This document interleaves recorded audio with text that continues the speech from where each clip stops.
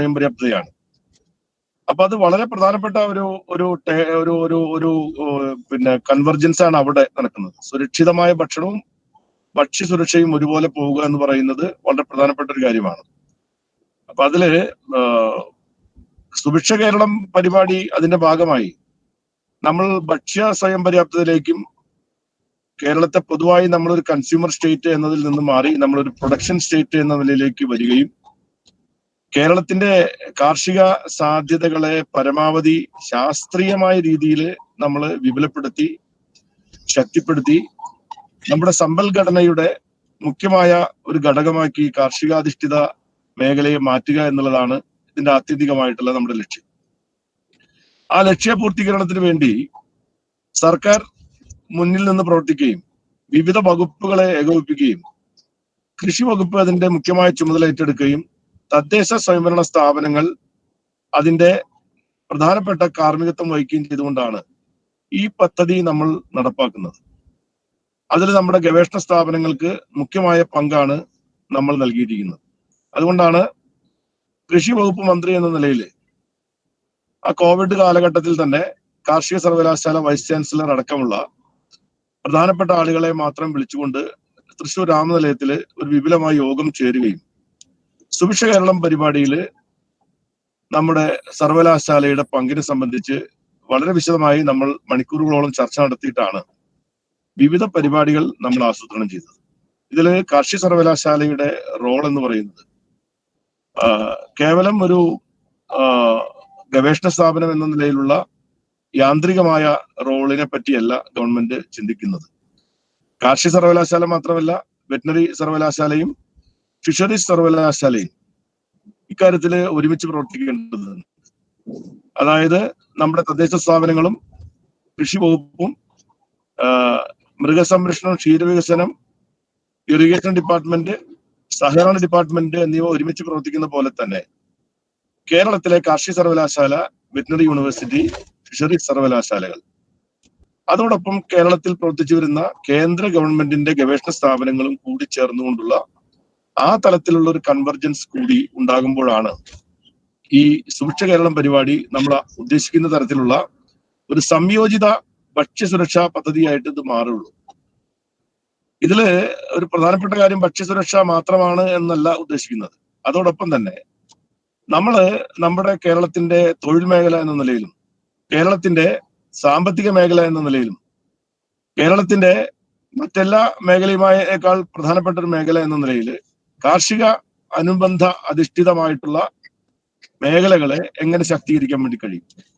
അതിന്റെ ഭാഗമായി നമ്മുടെ ഇക്കോണമിയിൽ ഇന്ന് കാർഷിക മേഖലയുടെ വിഹിതം വളരെയധികം കുറഞ്ഞു വരുന്ന ഒരു കാലഘട്ടത്തിൽ നമ്മുടെ മൊത്തം GDP-യിൽ തന്നെ ഈ കാർഷിക മേഖലയുടെ ഒരു വിഹിതം കുറഞ്ഞു വരുന്ന ഒരു സാഹചര്യത്തിൽ മുഖ്യമായ പങ്ക് എന്ന നിലയിലേക്ക് കാർഷിക മേഖലയെ മാറ്റുകയും നമ്മുടെ പുതിയ ജനറേഷൻ കാർഷിക മേഖലയിലും കാർഷികാധിഷ്ഠിതമായ അനുബന്ധ സംരംഭകത്വ മേഖലകളിലും നമുക്ക് എങ്ങനെ നമ്മുടെ കേരളത്തിലെ ചെറുപ്പക്കാരെ കൊണ്ടുവരാൻ കഴിയണം.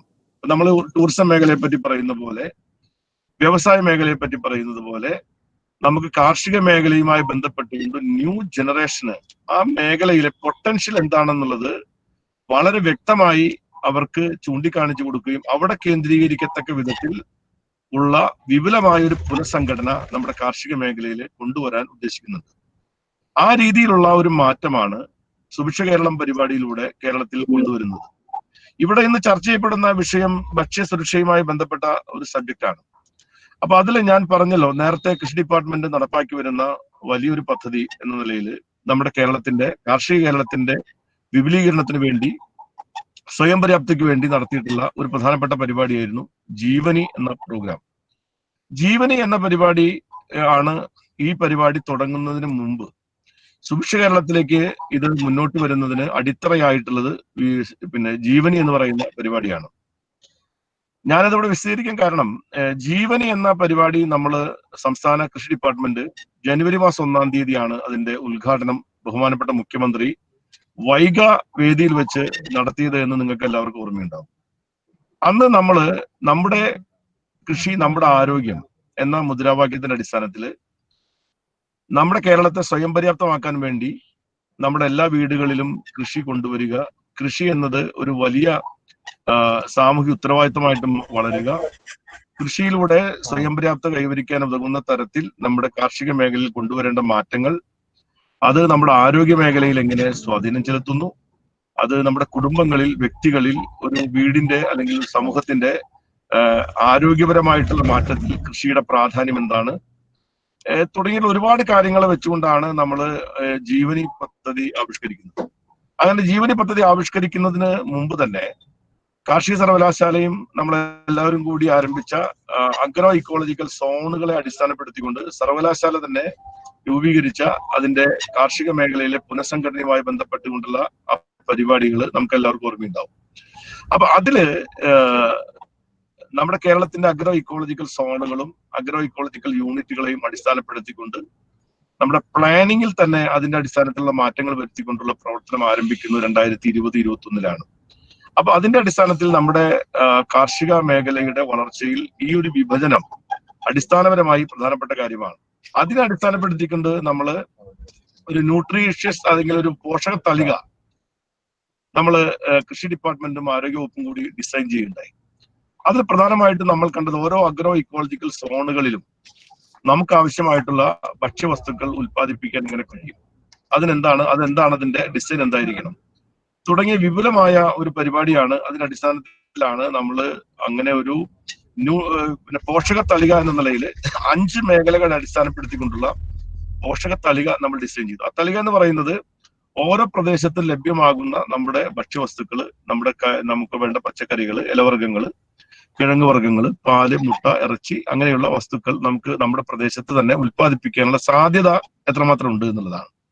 അപ്പൊ സ്വാഭാവികമായിട്ട് നമുക്കറിയാം, നമ്മളിപ്പോ പിന്നെ ഒരു ഗൾഫ് കൺട്രീസിലാണെങ്കിൽ അവിടുത്തെ ഒരു ഇക്കോളജിക്കൽ സോൺ അനുസരിച്ച് അവർക്കൊരിക്കലും ആ ഒരു പോഷക തളിക ഡിസൈൻ ചെയ്താൽ അവിടെ തന്നെ ഉൽപ്പാദിപ്പിക്കാൻ കഴിയും എന്ന നിലയിലേക്ക് അവർക്ക് ചിന്തിക്കാൻ കഴിയില്ല. പക്ഷെ കേരളത്തെ പറ്റി അങ്ങനെയല്ല. കേരളത്തെ പറ്റിയിട്ടുള്ള പോലെയുള്ള ഒരു ബയോഡൈവേഴ്സിറ്റിയുടെ ശക്തിയുള്ള ഒരു സ്റ്റേറ്റിനെ സംബന്ധിച്ചിടത്തോളം നമുക്ക് ഏത് കാലാവസ്ഥയിലും അല്ലെങ്കിൽ നമ്മുടെ ഏത് ഋതുഭേദങ്ങളിലും നമുക്ക് നമ്മുടേതായ രീതിയിലുള്ള ഭക്ഷ്യവസ്തുക്കൾ ഉൽപ്പാദിപ്പിക്കാനുള്ള ഭൂമിശാസ്ത്രപരവും അല്ലെങ്കിൽ പാരിസ്ഥിതികമായിട്ടുള്ള തരത്തിലുള്ള എല്ലാ തരത്തിലുമുള്ള സാധ്യതകളുള്ള ഒരു സ്റ്റേറ്റ് എന്ന നിലയിൽ നമ്മുടെ 5 അഗ്രോ ഇക്കോളജിക്കൽ സോണുകളിൽ നിന്നും നമുക്ക് ആവശ്യമായിട്ടുള്ള സുരക്ഷിതമായ ആരോഗ്യകരമായ ഭക്ഷ്യവസ്തുക്കൾ ഇവിടെ തന്നെ ഉൽപ്പാദിപ്പിക്കാൻ കഴിയും എന്നുള്ളതാണ് ആ ഭക്ഷണ തളികയുടെ ഡിസൈൻ ചെയ്യുമ്പോൾ നമ്മുടെ മനസ്സിലുള്ള പ്രധാനപ്പെട്ട കാര്യം. അതുവഴി 2 കാര്യങ്ങൾ: ഭക്ഷ്യസുരക്ഷ ഉറപ്പാക്കണമെങ്കിൽ നമുക്ക് ആവശ്യമായ ഭക്ഷ്യവസ്തുക്കൾ ഇവിടെ തന്നെ ഉണ്ടോ എന്നുള്ളതാണ് പ്രധാനമായിട്ട് നമ്മൾ ഉറപ്പുവരുത്തേണ്ട ഒരു കാര്യം. അതിൽ നമ്മൾ വളരെ വ്യക്തമായി ഉറപ്പ് വന്ന ഒരു കാര്യം, നമുക്ക് ആവശ്യമായ ഭക്ഷ്യവസ്തുക്കൾ നമുക്ക് ഇവിടെ തന്നെ ഉൽപ്പാദിപ്പിക്കാൻ കഴിയുമെന്നുള്ള കോൺഫിഡൻസ് ആണ്. കാരണം മറ്റ് സ്റ്റേറ്റുകളെ ആശ്രയിക്കാതെ നമ്മുടെ മണ്ണിലും നമ്മുടെ പ്രകൃതിയിൽ നിന്ന് തന്നെ ഉൽപ്പാദിപ്പിക്കാനുള്ള സാധ്യത ഇവിടെ ഉണ്ടെങ്കിൽ പിന്നെ നമ്മൾ എന്തിനാണ് മറ്റുള്ളവരെ ആശ്രയിക്കേണ്ടത് എന്നുള്ള? മറ്റുള്ളവരെ ആശ്രയിക്കാതിരിക്കണമെങ്കിൽ ഞാൻ നേരത്തെ വീണ്ടും ആ ഉദാഹരണത്തിലേക്ക് പോവാണ്. ഒരു അറേബ്യൻ രാജ്യത്തെ സംബന്ധിച്ചത്, ഒരു മരുഭൂമി ഉള്ള ഒരു പ്രദേശത്തെ സംബന്ധിച്ചിടത്തോളം അവരെങ്ങനെ വിചാരിച്ചാലും ആവശ്യമായ ഭക്ഷ്യവസ്തുക്കൾ അവരുടെ ചുറ്റുപാടിൽ നിന്ന് ഉൽപ്പാദിപ്പിക്കുക എന്ന് പറയുന്നത് അസാധ്യമായ കാര്യമാണ്. കേരളത്തെ സംബന്ധിച്ചിടത്തോളം അടിസ്ഥാനപരമായി നമ്മുടെ ഭൂമിശാസ്ത്രപരമായ പ്രത്യേകത കൊണ്ടും കാലാവസ്ഥയുടെ അനുഗ്രഹം കൊണ്ടും കേരളത്തിന്റെ ആവാസ വ്യവസ്ഥയിൽ നമ്മുടെ ഭൂമിയിൽ നമുക്ക് ആവശ്യമായിട്ടുള്ള ഭക്ഷ്യവസ്തുക്കൾ നമുക്ക് ഉൽപ്പാദിപ്പിക്കാൻ കഴിയുമോ ഇല്ലയോ? കഴിയും എന്നുള്ളതാണ് ആദ്യമായി നമ്മൾ മനസ്സിലാക്കുന്ന അല്ലെങ്കിൽ നമ്മൾ മനസ്സിലാക്കേണ്ട ഒരു കാര്യം. അങ്ങനെ കഴിയുമെങ്കിൽ ആ ഉൽപ്പന്നങ്ങൾ എന്തൊക്കെയാണ്? ആ ഉൽപ്പന്നങ്ങൾ ഇന്നൊക്കെ അത് ഇവിടെ ഉൽപ്പാദിപ്പിക്കാൻ കഴിയുന്നതാണ്. അങ്ങനെ നമുക്ക് എങ്ങനെ അതിന് പരിപാടികൾ പ്ലാൻ ചെയ്യാൻ വേണ്ടി പറ്റും? അപ്പൊ നമുക്ക് നിലവിലുള്ള സാഹചര്യത്തിൽ നിന്ന് മാറി നമുക്ക് ഒരു കൺസ്യൂമർ സ്റ്റേറ്റ് എന്ന പദവിയിൽ നിന്ന് മാറി നമ്മൾ ഉൽപാദനം മാറണമെങ്കിൽ ഏത് രീതിയിലായിരിക്കണം നമ്മുടെ ഉൽപാദന പ്രക്രിയയിൽ അല്ലെങ്കിൽ നമ്മുടെ ഉൽപാദന രീതികളിൽ എന്തൊക്കെ മാറ്റങ്ങൾ നമ്മൾ കൊണ്ടുവരണം എന്നതിനെ പറ്റി എല്ലാം ആലോചിച്ചും പിന്നെ തീരുമാനിച്ചതിന്റെ അടിസ്ഥാനത്തിലാണ് ജീവനി എന്ന് പറയുന്ന പരിപാടി നമ്മൾ ആരംഭിക്കുന്നത്. അത് കേവലം കാർഷിക മേഖല എന്ന് പറയുമ്പോൾ നമ്മൾ പച്ചക്കറികൾ, പഴവർഗ്ഗങ്ങൾ, കൃഷി വകുപ്പുമായി ബന്ധപ്പെട്ട കാര്യത്തിൽ മാത്രം കേന്ദ്രീകരിച്ചുകൊണ്ടാണ് ആ പദ്ധതി നമ്മൾ ആവിഷ്കരിക്കുന്നത്. എന്നാൽ അതേ സമയത്ത് തന്നെ ആ കാലഘട്ടത്തിൽ തന്നെ റീബിൽഡ് കേരളയുമായി ബന്ധപ്പെട്ടുകൊണ്ട് നമ്മൾ ആവിഷ്കരിച്ച ഇന്റഗ്രേറ്റഡ് ഫാമിംഗ് യൂണിറ്റുകളുമായി ബന്ധപ്പെട്ടുകൊണ്ടുള്ള നമ്മുടെ പ്രോജക്റ്റിൽ അല്ലെങ്കിൽ നമ്മുടെ പരിപാടിയിൽ വിവിധ മത്സ്യ വളർത്തലും പിന്നെ ക്ഷീരവികസനവും ഒക്കെ ആയിട്ട് ഇന്റഗ്രേറ്റഡ് ആയിട്ടുള്ള ഒരു ഇന്റഗ്രേറ്റഡ് ഫാമിംഗ് സിസ്റ്റത്തിന്റെ ഒരു പ്രാധാന്യം ഉൾക്കൊണ്ടുകൊണ്ടുള്ള ഒരു പരിപാടി നമ്മുടെ കൃഷി വകുപ്പിന്റെ തന്നെ ഭാഗമായിട്ട് നമ്മൾ ജീവനിയുടെ ഭാഗമായി ഉൾപ്പെടുത്തിയിരുന്നു. എന്നാൽ കോവിഡിന്റെ പശ്ചാത്തലം നമ്മൾ അപ്രതീക്ഷിതമായിട്ട് വന്നപ്പോൾ ആ പ്രതിസന്ധി വാസ്തവത്തിൽ നമുക്കൊരു അവസരമായിട്ട് മാറുന്നുണ്ടായത്. അപ്പോഴാണ് നമ്മൾ മറ്റു വകുപ്പുകളെയും കൂടി ഉൾപ്പെടുത്തിക്കൊണ്ട് എന്തുകൊണ്ട് നമുക്ക് ഒരു പുതിയ പരിപാടിയാക്കി ഇത് മുന്നോട്ട് പോകാൻ ആലോചിച്ചുകൂടാ. അങ്ങനെ ഈ ആശയം ബഹുമാനപ്പെട്ട മുഖ്യമന്ത്രിയുമായിട്ട് ചർച്ച നടത്തുകയും ബഹുമാനപ്പെട്ട മുഖ്യമന്ത്രി വളരെ താല്പര്യപൂർവ്വം അതിൽ മുൻകൈ എടുക്കുകയും ഞങ്ങൾ കൂടിയാലോചനയെ തുടർന്നാണ് സുഭിക്ഷ കേരളം എന്ന പരിപാടി ബഹുമാനപ്പെട്ട തദ്ദേശ സ്വയംഭരണ വകുപ്പ് മന്ത്രിയും അതുപോലെ തന്നെ മൃഗസംരക്ഷണ വകുപ്പ് മന്ത്രിയും അതുപോലെ തന്നെ സഹകരണ വകുപ്പ് മന്ത്രിയും ഉൾപ്പെടെയുള്ള ആളുകളുമായി ചർച്ച ചെയ്തുകൊണ്ട് കേരളത്തിൽ സുഭിക്ഷ കേരളം എന്നൊരു കൺവർജൻസ് പ്രോഗ്രാം നമ്മൾ ആവിഷ്കരിക്കാൻ നമ്മൾ തീരുമാനമെടുക്കുന്നത്. ആ പരിപാടി വളരെ വലിയ ആവേശകരമായിട്ടുള്ള ഒരു മുന്നേറ്റമായി കേരളത്തിൽ നിന്ന് മാറിക്കഴിഞ്ഞിരിക്കുകയാണ്. നമ്മളത് ഒരു ടാർഗറ്റ് അടിസ്ഥാനത്തിൽ നമ്മൾ ഏതൊക്കെ മേഖലയിൽ എങ്ങനെ ഒക്കെ ഇടപെടണം എന്നതിനെ പറ്റി കൃത്യമായിട്ടുള്ള ആസൂത്രണം നമ്മൾ നടത്തുകയുണ്ടായി. അതിന്റെ അടിസ്ഥാനത്തിലാണ് വിവിധ തരത്തിലുള്ള റിസോഴ്സുകളെല്ലാം ഏകോപിപ്പിച്ചുകൊണ്ട് തദ്ദേശ സ്വയംഭരണ സ്ഥാപനങ്ങളുടെ തന്നെ അവരുടെ പദ്ധതി പ്രവർത്തനങ്ങളിൽ മാറ്റം വരുത്തി, ഡിപ്പാർട്ട്മെന്റുകളുടെ പദ്ധതികൾ മാറ്റം വരുത്തി ഏകോപനത്തിനുള്ള പരിപാടികൾ തയ്യാറാക്കി കൃഷി വകുപ്പ് മന്ത്രി കൺവീനറും ബഹുമാനപ്പെട്ട മുഖ്യമന്ത്രി ചെയർമാനുമായിട്ടുള്ള സംസ്ഥാനതല സമിതിയും ജില്ലാ കളക്ടർ ചെയർമാനും ജില്ലാ കൃഷി ഓഫീസർ കൺവീനറുമായിട്ട് ജില്ലാതല കമ്മിറ്റികളും പിന്നെ കൃഷി ഓഫീസർ കൺവീനറും പിന്നെ പഞ്ചായത്ത് പ്രസിഡന്റ് ചെയർമാനുമായിട്ടുള്ള പഞ്ചായത്ത് തല കമ്മിറ്റികളും വാർഡ് മെമ്പർ ചെയർമാനും കൃഷി വകുപ്പിലെയോ അല്ലെങ്കിൽ പഞ്ചായത്തിന്റെയോ ഉദ്യോഗസ്ഥൻ കൺവീനറായിട്ടുള്ള പിന്നെ വാർഡ് തല സമിതികൾ അടക്കമുള്ള ഒരു സംഘടനാ സംവിധാനത്തിന്റെ നേതൃത്വത്തിൽ നമ്മുടെ കേരളത്തിൽ ഇപ്പോ വളരെ വിപുലമായിട്ടുള്ള ഒരുപക്ഷെ കേരളത്തിന്റെ കാർഷിക ചരിത്രത്തിലെ ഹ്രസ്വ കാലയളവിൽ നമ്മൾ ഏറ്റവും ശക്തമായിട്ടുള്ള മുന്നേറ്റം നടത്തുന്ന ഒരു കാലഘട്ടം കൂടിയാണ് ഇപ്പോൾ എന്ന് പറയാൻ കഴിയും. നമ്മൾ 25,000 ഹെക്ടർ എങ്കിലും പുതിയതായിട്ട് തരിശ് ഭൂമി പിന്നെ കൃഷി ചെയ്യുന്നതിന് വേണ്ടി നമ്മൾ ടാർഗറ്റ് ചെയ്തുകൊണ്ട് മുന്നോട്ട് വന്നു. പ്രത്യേകമായി പോർട്ടലിലൂടെ പുതിയ തലമുറയിൽപ്പെട്ടവരെയും NRI ആളുകളെയും ഒക്കെ രജിസ്റ്റർ ചെയ്യാൻ തീരുമാനിച്ചപ്പോൾ 64,000-ഓളം പേര് ഇതിനകം തന്നെ പുതിയതായി രജിസ്റ്റർ ചെയ്തു. കൃഷി ചെയ്യാൻ താല്പര്യമായിട്ട് മുന്നോട്ട് വന്ന ആളുകൾ 25,000 ഹെക്ടർ എന്ന നമ്മുടെ ടാർഗറ്റ് ഇന്ന് 29,834 ഹെക്ടറായി. ഇതിനകം തന്നെ നമ്മുടെ ടാർഗറ്റിനേക്കാൾ അപ്പുറത്തേക്ക് നമുക്ക് ഈ കാലഘട്ടത്തിനുള്ളിൽ 3 മാസത്തിനകത്ത് തന്നെ നമുക്ക് എത്തിച്ചേരാൻ കഴിഞ്ഞു എന്ന് പറയുമ്പോൾ സാധാരണ നിലയിൽ നമ്മുടെ മറ്റേത് പദ്ധതികളെക്കാൾ കൂടുതലായി ജനകീയമായ ഒരു സ്വീകാര്യത നമ്മുടെ പദ്ധതിക്ക് വന്നു എന്നുള്ളതും കൂടെ ചൂണ്ടിക്കാണിക്കാൻ ഞാൻ ആഗ്രഹിക്കുകയാണ്. ഇവിടെ ഭക്ഷ്യ സുരക്ഷയുമായി ബന്ധപ്പെട്ടുകൊണ്ട് നമ്മൾ ഒരുപാട് കാര്യങ്ങൾ ചർച്ച ചെയ്യേണ്ടതുണ്ട്. അവിടെയുള്ളൊരു പ്രധാനപ്പെട്ട പ്രശ്നം ഇതിന്റെ പരിപാലന മുറകളെ സംബന്ധിച്ചുള്ളതാണ്. പാക്കേജ് ഓഫ് പ്രാക്ടീസുമായി ബന്ധപ്പെട്ടുകൊണ്ടുള്ള കാര്യത്തിൽ നമുക്കുള്ള കടുംപിടുത്തങ്ങളിൽ നമുക്ക് ഏത് രീതിയിൽ ശാസ്ത്രീയമായ മാറ്റങ്ങൾ വരുത്തേണ്ടതുണ്ട് എന്നുള്ളതിനെ പറ്റി ഒരു ചർച്ച ആവശ്യമാണ്. അതിന്റെ അർത്ഥം നമ്മള് ഇപ്പോ ഏറ്റവും പ്രധാനപ്പെട്ട കാര്യം എന്താണ്, ഇപ്പൊ നമ്മുടെ പല മേഖല ഇപ്പോ കാർഷിക സർവേ നമ്മുടെ കേന്ദ്ര ഗവൺമെന്റ് 27 പെസ്റ്റിസൈഡ്സ് നിരോധിച്ചുകൊണ്ടുള്ള തീരുമാനം അവര് സ്റ്റേറ്റുകൾ അറിയിച്ചു. അപ്പോ സംസ്ഥാന ഗവൺമെന്റ് ഇതുമായി ബന്ധപ്പെട്ടുകൊണ്ട് ഒരു നിലപാട് സ്വീകരിക്കുന്നതിന് വേണ്ടി കാർഷിക സർവകലാശാലയുമായിട്ട് ഞങ്ങൾ ചർച്ച നടത്തി അവർക്കുമായി നിർദ്ദേശം കൊടുത്തിരുന്നു. അപ്പോൾ നമുക്ക് ലഭിക്കുന്ന പിന്നെ അഡ്വൈസ് എന്ന് പറയുന്നത് അല്ലെങ്കിൽ നിലപാടെന്ന് പറയുന്നത് യൂണിവേഴ്സിറ്റി ഭാഗത്തുണ്ടാകുന്ന നിലപാടുകൾ ഞാനിവിടെ അതൊരു തുറന്ന ചർച്ചയ്ക്ക് ഞാൻ വേദിയാക്കാൻ ഉദ്ദേശിക്കുന്നില്ലെങ്കിൽ പോലും ഞാൻ സൂചിപ്പിക്കുന്നത് പ്രായോഗികമായ കാര്യങ്ങളെ അടിസ്ഥാനപ്പെടുത്തിക്കൊണ്ടല്ല ഇത്തരം കാര്യങ്ങളിൽ നമുക്ക് നിലപാട് സ്വീകരിക്കാൻ കഴിയുന്നത്. മാനവരാശിയുടെ നിലനിൽപ്പും നമ്മുടെ ഭൂമിയുടെ ശാശ്വതമായ നിലനിൽപ്പുമായി ബന്ധപ്പെട്ടുകൊണ്ടുള്ള ശാസ്ത്രീയമായ നിലപാടിലേക്ക് നമുക്ക് പോയാൽ മതി. ലോകം മുഴുവനും ഇപ്പൊ മാറ്റം വന്നുകൊണ്ടിരിക്കുകയാണ്. നമ്മൾ ഇവിടെ നിന്ന് കയറ്റുമതി ചെയ്യുന്ന കേരളത്തിൽ നിന്ന് കയറ്റുമതി ചെയ്യുന്ന പിന്നെ ഏലം ഒരു ഉദാഹരണം പറഞ്ഞാൽ കഴിഞ്ഞ 3 കൊല്ലമായി കേരളത്തിന്റെ ഏലം ഏറ്റവും വലിയ മാർക്കറ്റ് ആയിരിക്കുന്ന സൗദി അറേബ്യക്കാര് എടുക്കുന്നില്ല. അവര് പറയുന്നത് 12 തരം മാരക കീടനാശിനികളുടെ അംശം കണ്ടെത്തുന്നു എന്നുള്ളതാണ്. യൂറോപ്യൻ രാജ്യങ്ങളും നമ്മുടെ സ്പൈസസിനെ സംബന്ധിച്ച് റിജക്ഷൻ വന്നുകൊണ്ടിരിക്കുകയാണ്. ലോകത്തെ എല്ലാ രാജ്യങ്ങളും അവരുടെ രാജ്യത്തേക്ക് വരുന്ന ഭക്ഷ്യവസ്തുക്കളിൽ പെസ്റ്റിസൈഡ്സ് സംബന്ധിച്ച് ശക്തമായ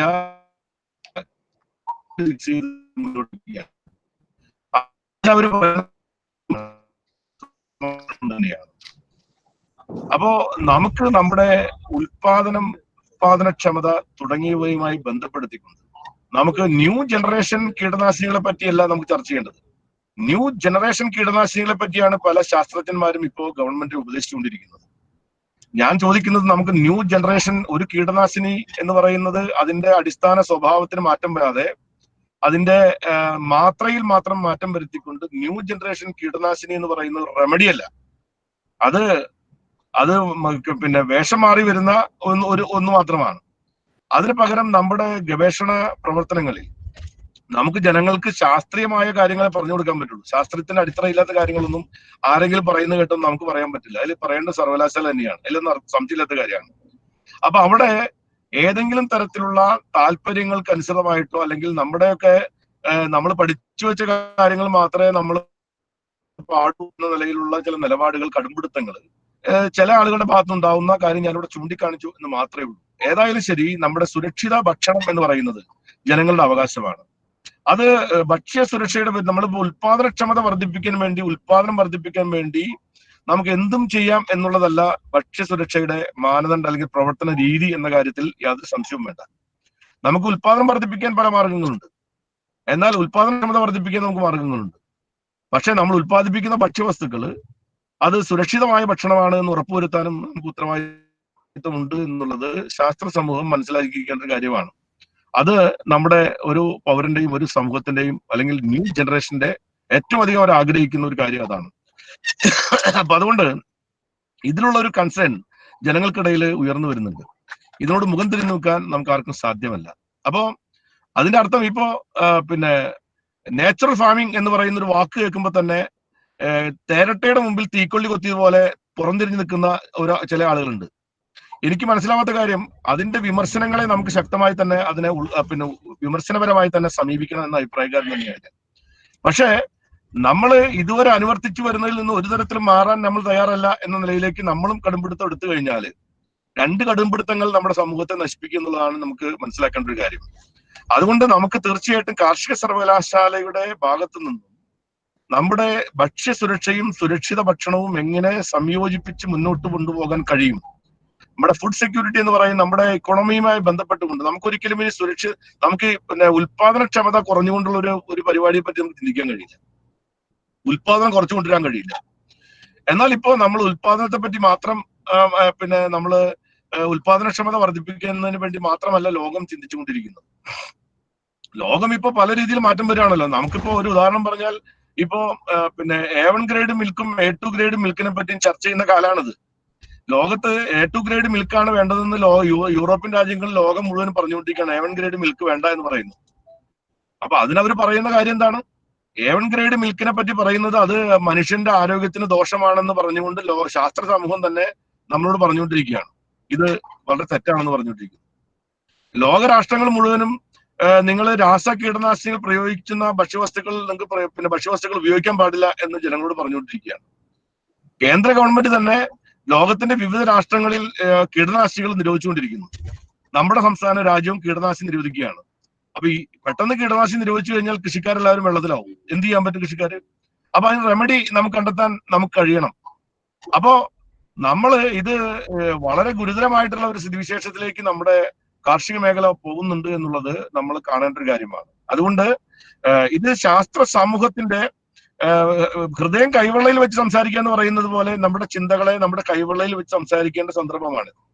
ഇത് നമ്മൾ ഗൗരവത്തോടു കൂടി കണ്ടില്ലെങ്കിൽ നമുക്ക് പലപ്പോഴും നമ്മൾ ഇരുട്ടിൽ തപ്പേണ്ട സാഹചര്യം ഭരണ സംവിധാനത്തിനുണ്ടാവും.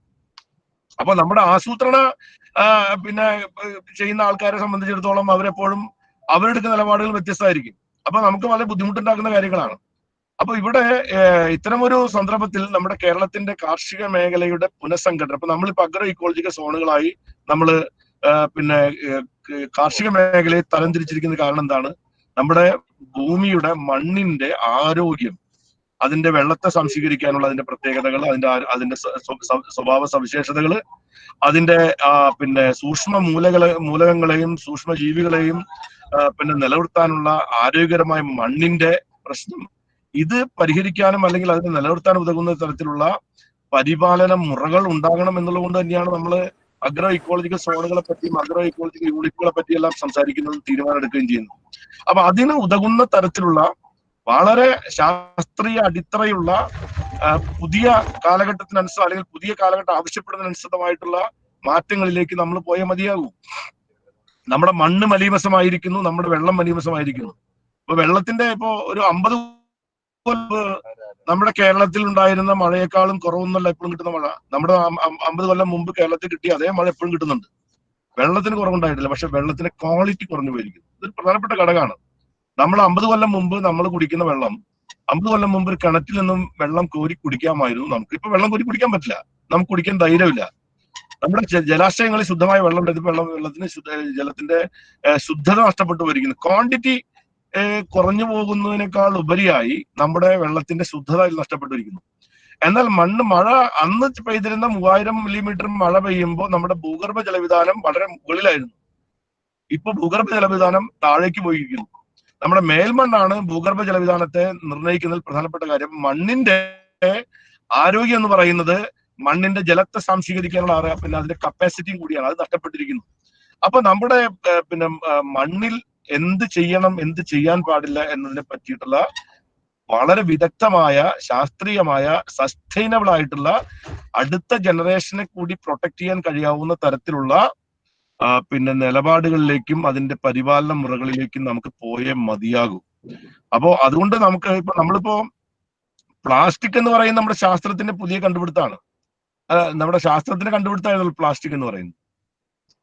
അതേ ശാസ്ത്രം തന്നെയാണ് നമ്മളിപ്പോ പറയുന്നത്. പ്ലാസ്റ്റിക്കിന് ഇറാഡിക്കേറ്റ് ചെയ്യാൻ വേണ്ടിയിട്ടാണ് കഴിഞ്ഞ വേൾഡ് ഹെൽത്ത് പിന്നെ നമ്മുടെ UN കഴിഞ്ഞ പരിസ്ഥിതി ദിനത്തിൽ നമ്മളൊരു പിന്നെ ഈ പ്ലാസ്റ്റിക് എന്ന രാക്ഷസനെ തുരത്താൻ വേണ്ടിയാണ് ഇപ്പൊ നമ്മളെല്ലാവരും പരിശോധിച്ചുകൊണ്ടിരിക്കുന്നത്. പ്ലാസ്റ്റിക്കിനെ എങ്ങനെ ഒഴിവാക്കാൻ പറ്റും?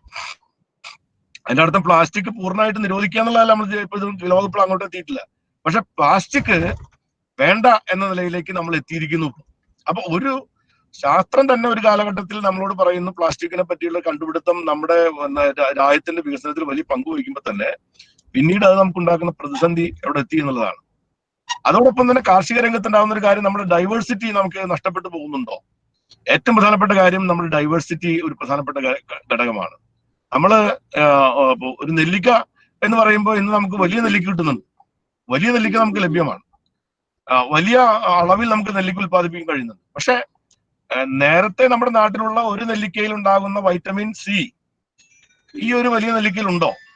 ഒരു നെല്ലിക്ക എന്ന് പറയുന്നതിന്റെ പ്രധാനപ്പെട്ട കാര്യം അതിന് അടങ്ങിയിരിക്കുന്ന ന്യൂട്രിയൻസ് എല്ലാം കൂടുമ്പോഴും നെല്ലിക്ക ഉണ്ടാവും. ആ നെല്ലിക്കയുടെ അളവ് കൂടുകയുണ്ടെങ്കിൽ അതിന്റെ ക്വാണ്ടിറ്റി വർദ്ധിച്ചെങ്കിലും നെല്ലിക്കയിലുള്ള അതിന്റെ ക്വാളിറ്റി കുറയുന്നുണ്ടോ?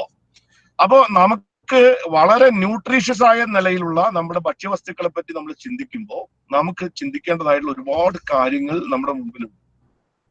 ഇതെല്ലാം തന്നെ നമുക്ക് ആധുനിക കാലഘട്ടത്തിൽ വളരെ നമ്മുടെ ജീവിതത്തിലെ നമ്മുടെ ഭക്ഷ്യവസ്തുക്കള്, നമ്മൾ ജീവിക്കുന്ന രീതികളെല്ലാം തന്നെ ഡിസൈൻ ചെയ്യാൻ കഴിയാവുന്ന തരത്തിൽ, അല്ല ശാസ്ത്രീയമായി ഡിസൈൻ ചെയ്യാൻ കഴിയാവുന്ന തരത്തിൽ നമുക്ക് ചില മാർഗനിർദ്ദേശങ്ങൾ കൊടുക്കാൻ നമ്മുടെ ഗവേഷണ സ്ഥാപനങ്ങൾക്ക് കഴിയണം. ഭരണാധികാരികളെ അതിന് ഉതകുന്ന രീതിയിൽ എക്യുപ്ഡ് ആക്കാനുള്ള കപ്പാസിറ്റി നമ്മുടെ യൂണിവേഴ്സിറ്റികൾക്ക് ഉണ്ടാവണം. ആ നിലയിലേക്ക് നമുക്ക് വളരാൻ നമ്മുടെ യൂണിവേഴ്സിറ്റിക്ക് സാധിക്കുമെന്നാണ് ഞാൻ ഇപ്പോൾ പ്രതീക്ഷിക്കുന്നത്. ഇപ്പോഴും നമ്മളെല്ലാവരും നമ്മുടെ ഇന്നത്തെ കാർഷിക മേഖലയിലെ വളർച്ചയിൽ വളരെ വളരെ പ്രധാനപ്പെട്ട പങ്കുവഹിക്കുന്നത് കാർഷിക സർവകലാശാല തന്നെയാണ്. അതുകൊണ്ട് തന്നെയാണ് നമ്മുടെ കേരളത്തിൽ ഇപ്പോ ഈ സുഭിക്ഷ കേരളവുമായി ബന്ധപ്പെട്ടുകൊണ്ട് നമ്മൾ രാമലയത്തിൽ വെച്ച യോഗത്തിന്റെ തീരുമാനമാണ്, നിങ്ങൾക്ക് ഓർമ്മയുണ്ടാവും, നമ്മുടെ കേരളത്തില് ബ്ലോക്ക് ലെവൽ നോളജ് സെന്ററുകൾ സ്ഥാപിക്കുക എന്നുള്ളത്. ഈ ബ്ലോക്ക് ലെവൽ നോളജ് സെന്ററുകൾ സ്ഥാപിക്കണം എന്ന് പറയുന്നതിന് കാരണം കാർഷിക രംഗത്തുള്ള അറിവുകൾ, അത് നമ്മുടെ ഗവേഷണത്തിൽ ഉണ്ടാകുന്ന അറിവുകൾ നമുക്ക് താഴേക്ക് വരുന്നില്ല എന്നുള്ളതാണ്. ഒരു മരം ചെടികൾക്ക് വേണ്ട സാധനങ്ങൾ വലിച്ചെടുത്ത് താഴെ നിന്നാണ് വലിച്ചെടുക്കുന്നത്. താഴെ മണ്ണിൽ നിന്നാണ് പലതരത്തിലുള്ള മൈക്രോ ന്യൂട്രിയൻസിനെ വലിച്ചെടുത്തുകൊണ്ടാണ് അത് പഴങ്ങളായിട്ടും പിന്നെ ഫലങ്ങളായിട്ടും നമ്മുടെ സമൂഹത്തിൽ നൽകുന്ന പോലെ തന്നെ ഒരു സർവകലാശാലയാണെങ്കിലും ഗവേഷണ സ്ഥാപനമാണെങ്കിലും ഏതാണെങ്കിലും ആ താഴെ തട്ടിൽ വേരുണ്ടെങ്കിൽ മാത്രമേ അത് മുകളിൽ നല്ല രീതിയിൽ പ്രവർത്തിക്കാൻ കഴിയുള്ളൂ. അപ്പൊ അതുണ്ടാവണമെങ്കിൽ അതിനാവശ്യമായിട്ടുള്ളൊരു താഴെ മുതൽ മുകൾ വരെയുള്ള ഒരു ശൃംഖല അവിടെ ഉണ്ടാവണം.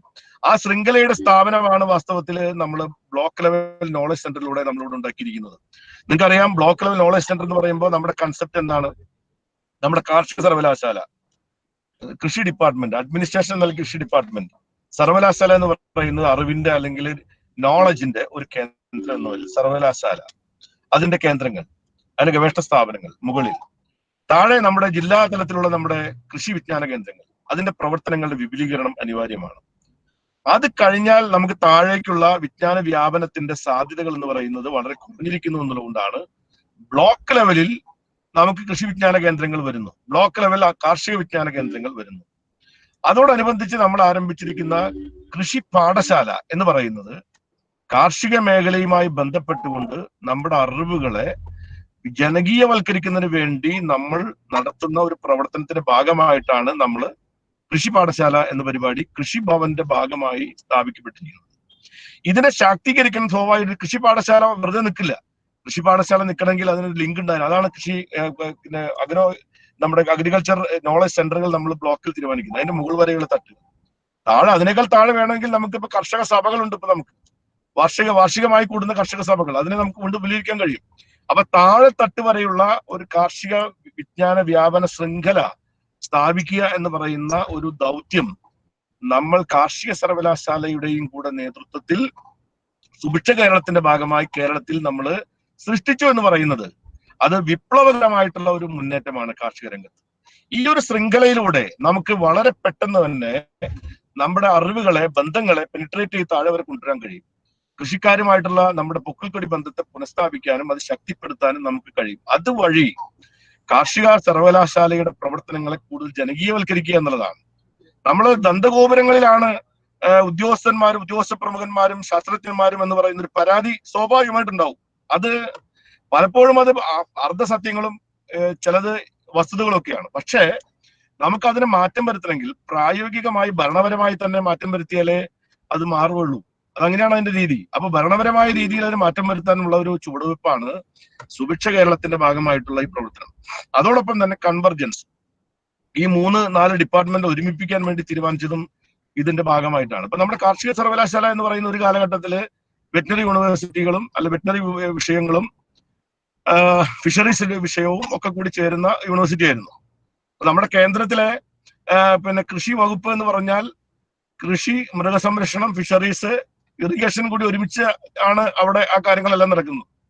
നമ്മുടെ കേരളത്തിൽ പലപ്പോഴും അത് വകുപ്പുകൾ വേർതിരിക്കപ്പെടുമ്പോൾ കൃഷി വകുപ്പ് ഒരു പാർട്ടിക്കും അല്ലെങ്കിൽ മൃഗസംരക്ഷണം വേറെ പാർട്ടിക്ക് 2 മന്ത്രി വരെയൊക്കെ ആവുന്ന രീതി ഭരണപരമായിട്ടുള്ള സൗകര്യാർത്ഥം മുന്നണി ബന്ധങ്ങളുടെ അടിസ്ഥാനത്തിൽ വിഭജിക്കപ്പെട്ടിട്ടുണ്ടെങ്കിൽ പോലും ഫാമിംഗ് എന്ന് പറയുമ്പോൾ, കൃഷി എന്ന് പറയുമ്പോൾ അത് ഇന്റഗ്രേറ്റഡ് ആയി നടക്കേണ്ട ഒരു കാര്യമാണെന്ന നിലയിലാണ് എടുത്തുകൊണ്ടാണ് നമ്മൾ ഈ സുഭിക്ഷ കേരളം എന്ന് പറയുന്ന ഒരു പ്ലാറ്റ്ഫോം നമ്മൾ സൃഷ്ടിക്കപ്പെട്ടിരിക്കുന്നത്.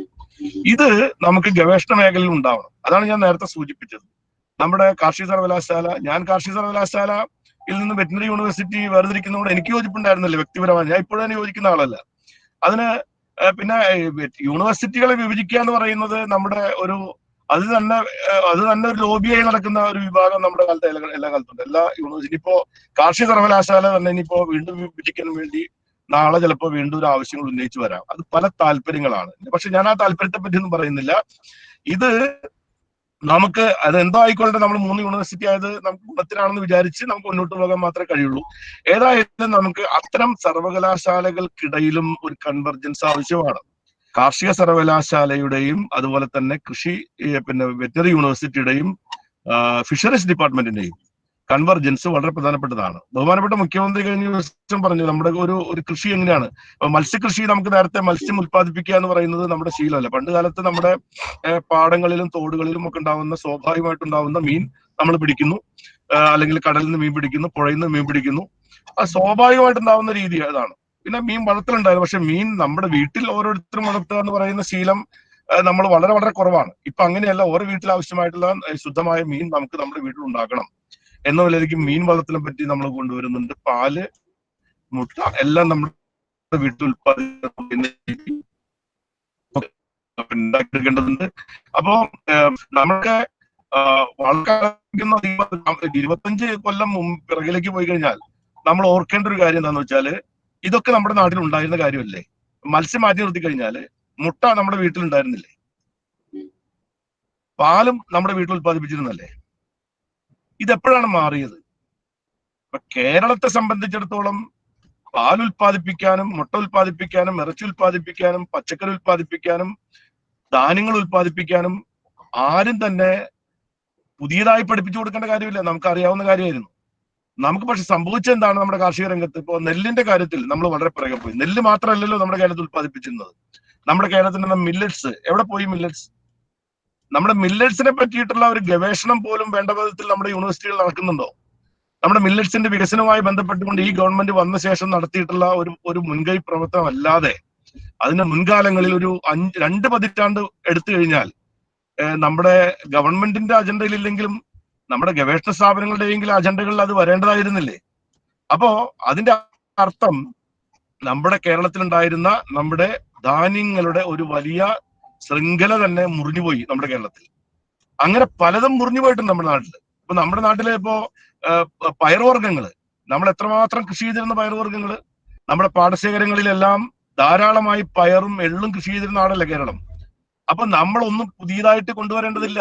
നമ്മുടെ കേരളത്തിന്റെ മണ്ണിൽ ഉണ്ടായിരുന്നതിനെ തന്നെ തിരിച്ചു കൊണ്ടുവന്നാൽ മാത്രം മതി നമ്മുടെ കേരളം സ്വയം പര്യാപ്തമാകാനും സുഭിക്ഷ കേരളമായിട്ട് മാറാനും. അപ്പൊ നമ്മൾ ഉദ്ദേശിക്കുന്നത് തന്നെയാണ്. നമ്മുടെ പാടങ്ങളിൽ, നമ്മുടെ പറമ്പുകളിൽ എന്തൊക്കെയാണോ നമുക്കുണ്ടായിരുന്നത് അതെല്ലാം നമുക്ക് തിരിച്ചു കൊണ്ടുവരാൻ എന്തുകൊണ്ട് കഴിയുന്നില്ല? അപ്പൊ നമുക്കുണ്ടായിരുന്നത് തന്നെ നഷ്ടപ്പെട്ടു. നമ്മൾ ടോട്ടൽ നമ്മുടെ ബാലൻസ് ഷീറ്റ് എടുത്തു കഴിഞ്ഞാൽ നമുക്കുണ്ടായിരുന്നത് തന്നെ നഷ്ടപ്പെട്ടു പോയിരിക്കുന്നു. അപ്പൊ അതിന്റെ അർത്ഥം എന്താണ്? അവിടെ എവിടെയാണ് പരാജയം? ആരുടെ പരാജയമാണത്? നമ്മുടെ എല്ലാവരുടെയും പരാജയമാണ്. അത് നമ്മുടെ സർവകലാശാലയുടെയും പരാജയമാണ്, ഗവൺമെന്റുകളുടെയും പരാജയമാണ്. ഭക്ഷ്യവസ്തുക്കൾ നമ്മൾ മറ്റ് സ്റ്റേറ്റ് ആശ്രയിക്കുന്നതിന് കാരണം നമുക്ക് ഉണ്ടായിരുന്ന തന്നെ നഷ്ടപ്പെട്ടു പോയതാണ്. നമ്മുടെ ഏരിയ നഷ്ടപ്പെടുന്നു, നമ്മുടെ ഇടങ്ങൾ നഷ്ടപ്പെടുന്നു, കൃഷി നഷ്ടപ്പെടുന്നു. പക്ഷെ നമ്മൾ ഭക്ഷണം ഒഴിവാക്കിയിട്ടില്ലല്ലോ. നമ്മളെല്ലാവരും ഈ ഭക്ഷ്യവസ്തുവിന്റെ കാര്യത്തിൽ നമ്മൾ കാണേണ്ട ഒരു കാര്യം, നമ്മൾ എന്ത് ഒഴിവാക്കിയാലും ഭക്ഷ്യവസ്തുവിനെ ഒഴിവാക്കാൻ കഴിയില്ല. അതുകൊണ്ട് നമ്മൾ എന്തുകൊണ്ടാണ് നമ്മുടെ എല്ലാ വികസനത്തെയും ആസൂത്രണത്തെയും പറ്റി പറയുമ്പോൾ, ആസൂത്രണം ചെയ്യുമ്പോൾ ഭക്ഷ്യവസ്തുക്കളുടെ ലഭ്യതക്കുറവിനെ സംബന്ധിച്ച് നമ്മൾ എന്തുകൊണ്ട് ഗൗരവപൂർവ്വം എടുത്തില്ല എന്നുള്ളതാണ്. അവിടെയാണ് നമ്മുടെ ഒരു ആസൂത്രണത്തിന്റെ പരാജയം. അതായത് നമുക്ക് എന്തിനാണ് ഇപ്പൊ ഭക്ഷണം ഇവിടെ ഇല്ലെങ്കിൽ നമുക്ക് വേറെ വാങ്ങാമല്ലോ. ഇത് പിന്നെ അലുവാലിയ എന്ന് പറയുന്ന പഴയ പിന്നെ കേന്ദ്ര ഗവൺമെന്റിന്റെ ആസൂത്രണ വകുപ്പ് എന്ന് പറഞ്ഞൊരു കാര്യം ഉണ്ടായിരുന്നു. നിങ്ങളിപ്പോ എല്ലാവരും അരി കേരളത്തിൽ തന്നെ കൃഷി ചെയ്യണം നിർബന്ധമില്ല, നെല്ല് കൃഷി ചെയ്യുന്നില്ല, ഞങ്ങൾ പഞ്ചാബിൽ നിന്ന് ഉണ്ടാക്കി തരാന്ന് പറഞ്ഞു. അതൊരു മണ്ടത്തരമാണ്. അത് തന്നെയാണ് നമുക്ക് സംഭവിച്ചിരിക്കുന്ന ഒരു കാര്യം. ആസൂത്രണത്തിൽ ഇത്തരം മണ്ടത്തരങ്ങൾ വീണ്ടും ആവർത്തിക്കപ്പെടുന്നു എന്നുള്ളതാണ്. നമുക്ക് വേണ്ട നമുക്ക് തന്നെ ഉൽപ്പാദിപ്പിക്കാൻ കഴിയുമോ? കഴിയും. അതിനുതകുന്ന തരത്തിലുള്ള ആസൂത്രണം വേണം. അതിനുവേണ്ട എക്യുപ്ഡ് ആയിരിക്കണം. നമ്മുടെ പിന്നെ അതിനുവേണ്ട നമ്മുടെ സമ്പത്ത് വിതരണം ചെയ്യുമ്പോൾ, നമ്മുടെ ഇപ്പോ ആസൂത്രണത്തിന്റെ ഭാഗമായി സമ്പത്ത് ഡിവൈഡ് ചെയ്യുമ്പോൾ നമ്മൾ കാർഷിക മേഖലയ്ക്ക് അതിനുതകുന്ന രീതിയിലുള്ള പിന്നെ പ്രാധാന്യം കൊടുക്കണം. അത് പ്രധാനപ്പെട്ട കാര്യമാണ്. അപ്പോ വകുപ്പ് ഏതാണെന്ന് നോക്കിയിട്ട് ആസൂത്രണത്തിന് പിന്നെ പണം ചെലവഴിക്കാൻ തുടങ്ങിക്കഴിഞ്ഞാൽ നമ്മൾ വലിയ അപകടത്തിലേക്ക് എത്തും. ഇപ്പൊ കാർഷിക സർവകലാശാലയ്ക്ക് കഴിഞ്ഞ കുറെ കൊല്ലങ്ങളായിട്ട് പണം തന്നെ കിട്ടുന്നില്ല.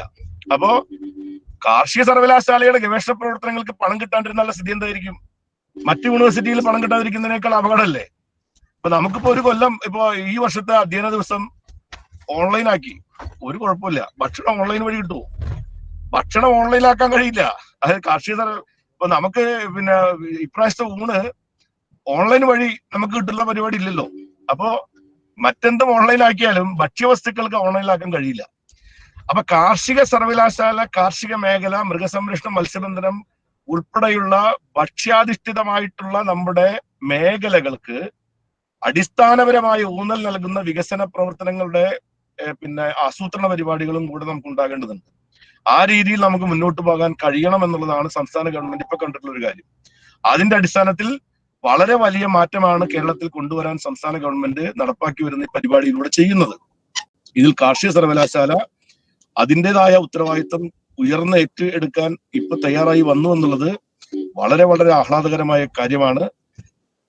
ഇക്കാര്യത്തിൽ കാർഷിക സർവകലാശാലയുടെ ഭാഗത്തു നിന്നും ഇതിനേക്കാൾ മികച്ച കൂടുതൽ കാര്യങ്ങൾ ചെയ്യാനുള്ള കപ്പാസിറ്റി ഉള്ള ഒരു യൂണിവേഴ്സിറ്റിയും കൂടിയാണ് നമ്മുടെ കാർഷിക സർവകലാശാല.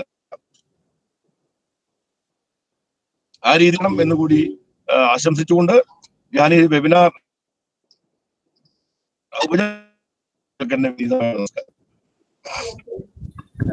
നന്ദി ബഹുമാനപ്പെട്ട മിനിസ്റ്റർ. ഞാന് ഇതിന്റെ നമ്മുടെ സുഭിക്ഷ കേരളത്തിന്റെ പരിപാടിയുമായി സംബന്ധിച്ച് കൺവേർജൻസിന്റെ ആവശ്യകതയെക്കുറിച്ച് അദ്ദേഹം വളരെ അധികാരികമായി സംസാരിച്ചു. അടുത്തതായി I invite Honorable Vice Chancellor Chandrababu sir to deliver the Patron's address. Over to you, sir. Honorable Minister for Agriculture, respected member Kerala State Planning Board Dr. R. Ramakumar, respected Chief Agriculture Kerala State Planning Board Sri Nagesh, respected Special Officer WTO Cell Agriculture Department Government of Kerala Srimati Arathi, respected Marketing Manager IFFCO Sri Manikandan, my fellow colleagues and dear participants. Good afternoon to all of you. The topic of this webinar is very important. They have taken food security, sustainable development, and the role of cooperatives in this. Food security, actually, you all know, it has several components: production, distribution, access, as well as food safety. As far as food production is concerned, we are more than secure. Of course, even in the recent pandemic time, you might have read in the newspapers, we are exporting non-basmati rice as well as onion. We have actually had record production of food production in many of our agriculture commodities, not only restricted to cereals, but fruits, vegetables, and many other commodities. So production-wise, we are surplus. I will say we are actually food surplus country. Whereas distribution, I will say it is, we cannot say totally it is evenly distributed. It is to a considerable extent the distribution is uneven. Some of the states have the surplus and some states have a deficit. But access, as far as food access is concerned, I will say still we have not secure, 100% secure as far as access for food for the 1.3 billion people are concerned. Another important one is the food safety, which our Honorable Minister for Agriculture just now flagged. It is again very important, whether safety of food, though we have many regulatory agencies to ensure this food safety. I would say that day by day, the safety of our food commodities that our population consumes, it needs to be ensured. The safety of the food stands to in terms of many aspects, which I will tell. The production wise, we are surplus in food security, but at what cost this food is produced? I would say, take an example of this water as an input, because I'm working in this water use efficiency for many years. Say, for example, the rice itself, there is several estimates. To produce 1 kg of paddy grain, we need, for latest estimate is 1,500 liters of water, fresh water we require to produce 1 kg of grain.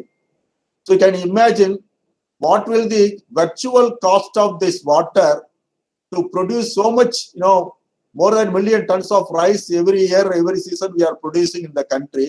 What is the cost of this fresh water that is being supplied to produce these cereals? Whether we are getting back that cost of water alone, no, it is not possible.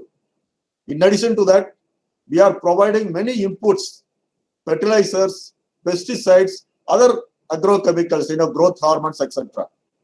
And even with regard to providing this water, a major input or important input, we are spending several amounts of energy in terms of electricity.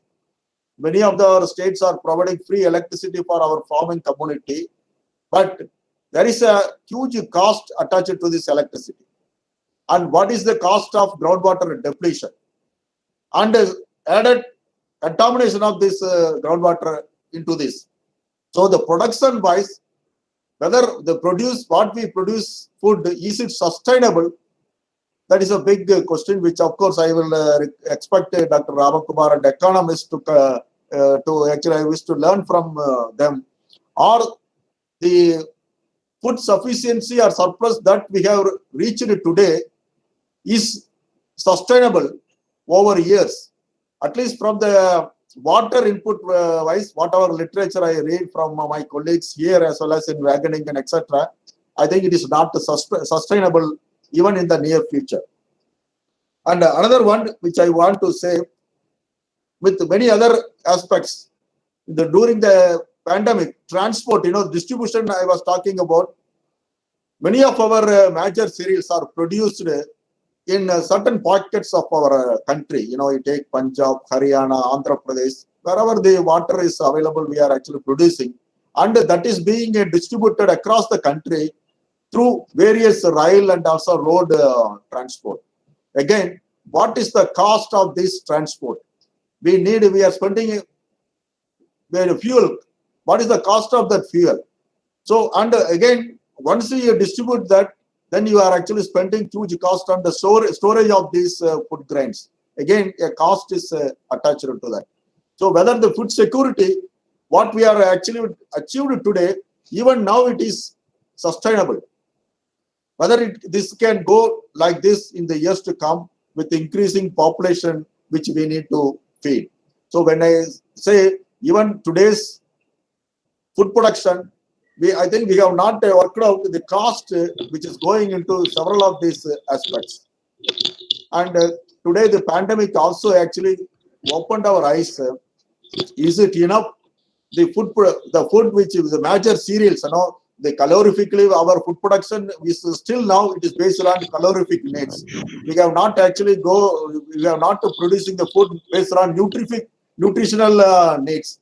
So our major rice and wheat alone we are actually concentrating, and the minimum support price is also going towards that. And of course, recently in many of the states, pulses and other commodities are also coming under MSPs. That is needs to be appreciated, and this needs to be extended. So when I talk about this major cereals, in spite of after with so much input cost in production, the government is also giving the MSP, so that the production by the farmers is remunerative. So add up what is the amount of subsidy that we are giving to this MSP and fertilizer and electricity for water irrigation. So all this needs to be factored into. And during this pandemic, what we saw, in spite of all this production, because of the supply chain has been totally disrupted, these produced commodities are not available to the consumers. Or the producer, the farmers themselves are unable to actually sell them because there is no market to sell them. Even the laborers are not available for harvesting. So now this has given to a slogan, vocal for local. So I see there is a meaning in this. We need to produce the food needed for our population locally or within a particular radius of kilometers. This will save lot of input costs in the transport, distribution, storage, etc. Otherwise, those revenues or the investment can be actually routed to create that kind of a storage and marketing facilities within the local communities. And with this right, actually, the Subija Kerala mission, which very HSF with the foresight has been developed by the government of Kerala. And of course, we put all our resources in achieving these goals of this Subija Kerala. I think we can save a lot of money, and the farmers will get a lot of revenue, and the consumers will get the food required with affordable cost, and more so with safer foods. And what I would say, by projecting this, I'm not a proponent of removing the subsidies for the farming community.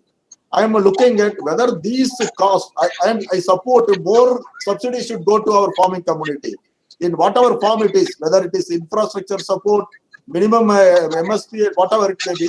But we need to wholly relook in what way we can provide this subsidy directly to the farmers or through their collectives, so that the investment of the government is meaningfully spent by the farming community in creating assets, so that their produces, what they are producing is remunerately they can be sell in the market, and the common people also get an affordable things. Of course, I would look from Dr. Ramakumar and Mr. Nagesh whether there is whether any study have been made in this. What is the cost of food production in spite of all these things? How much crores we are spending? Whether there is any other way that we can channel these investments more productively and purposefully and sustainably.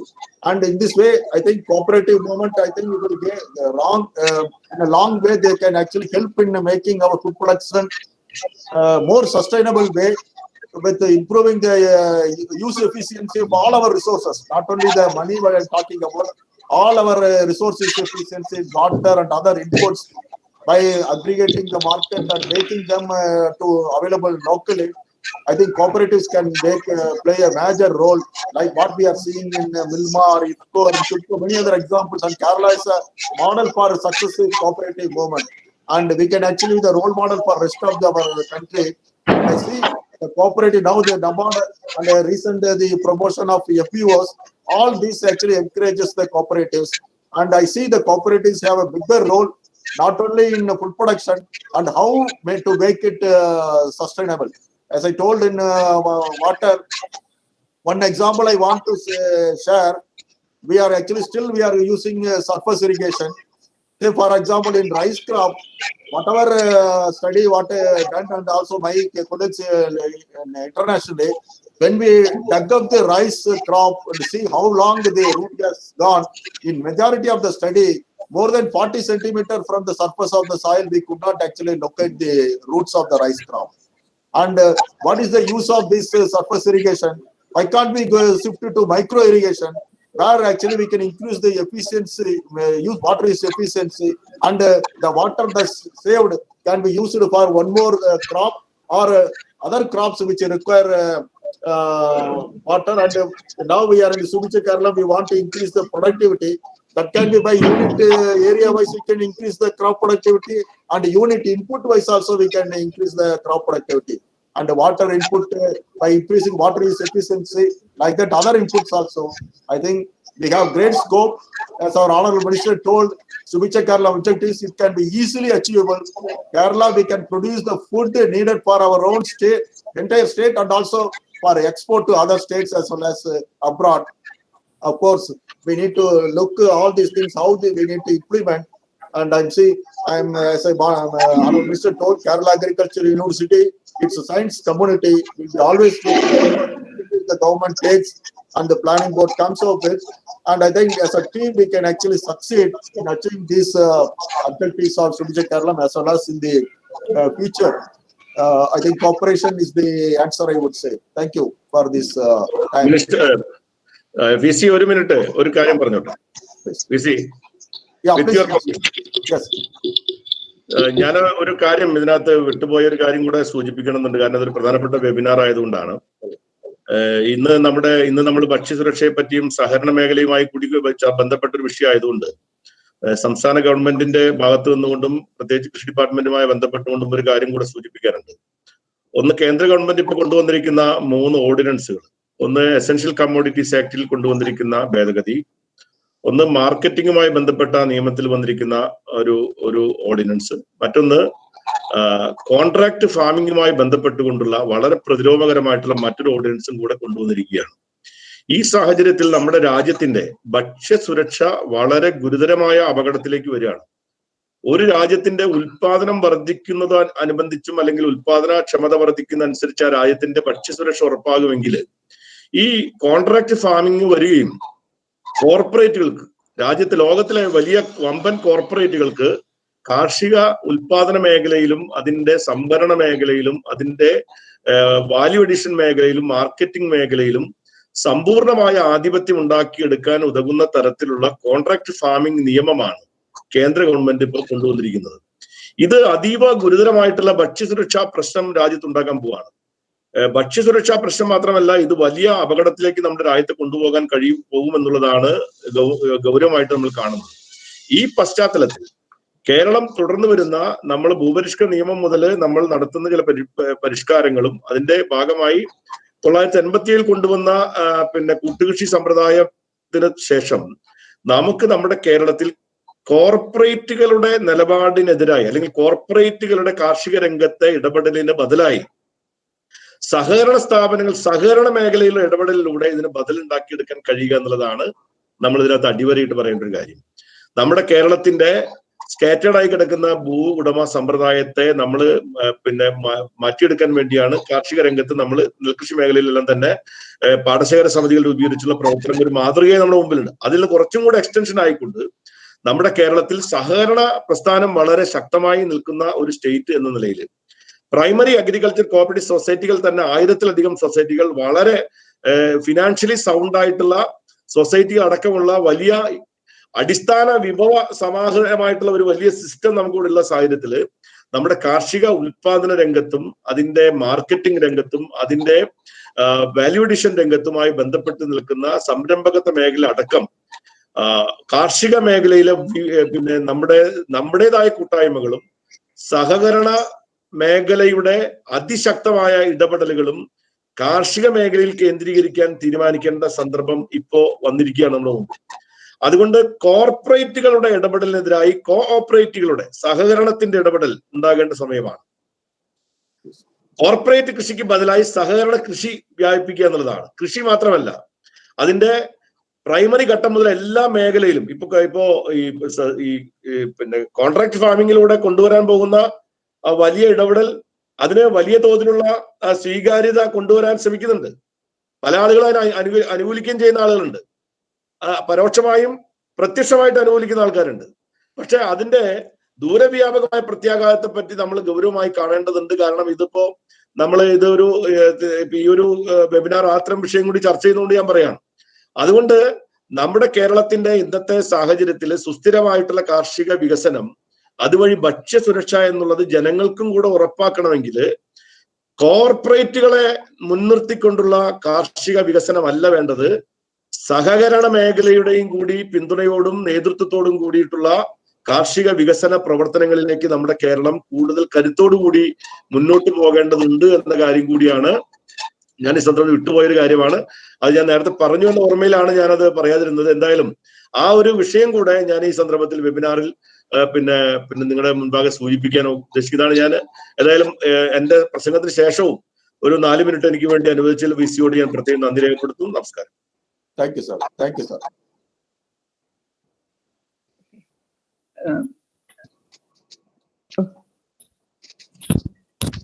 Respected Agriculture Minister and Vice Chancellor.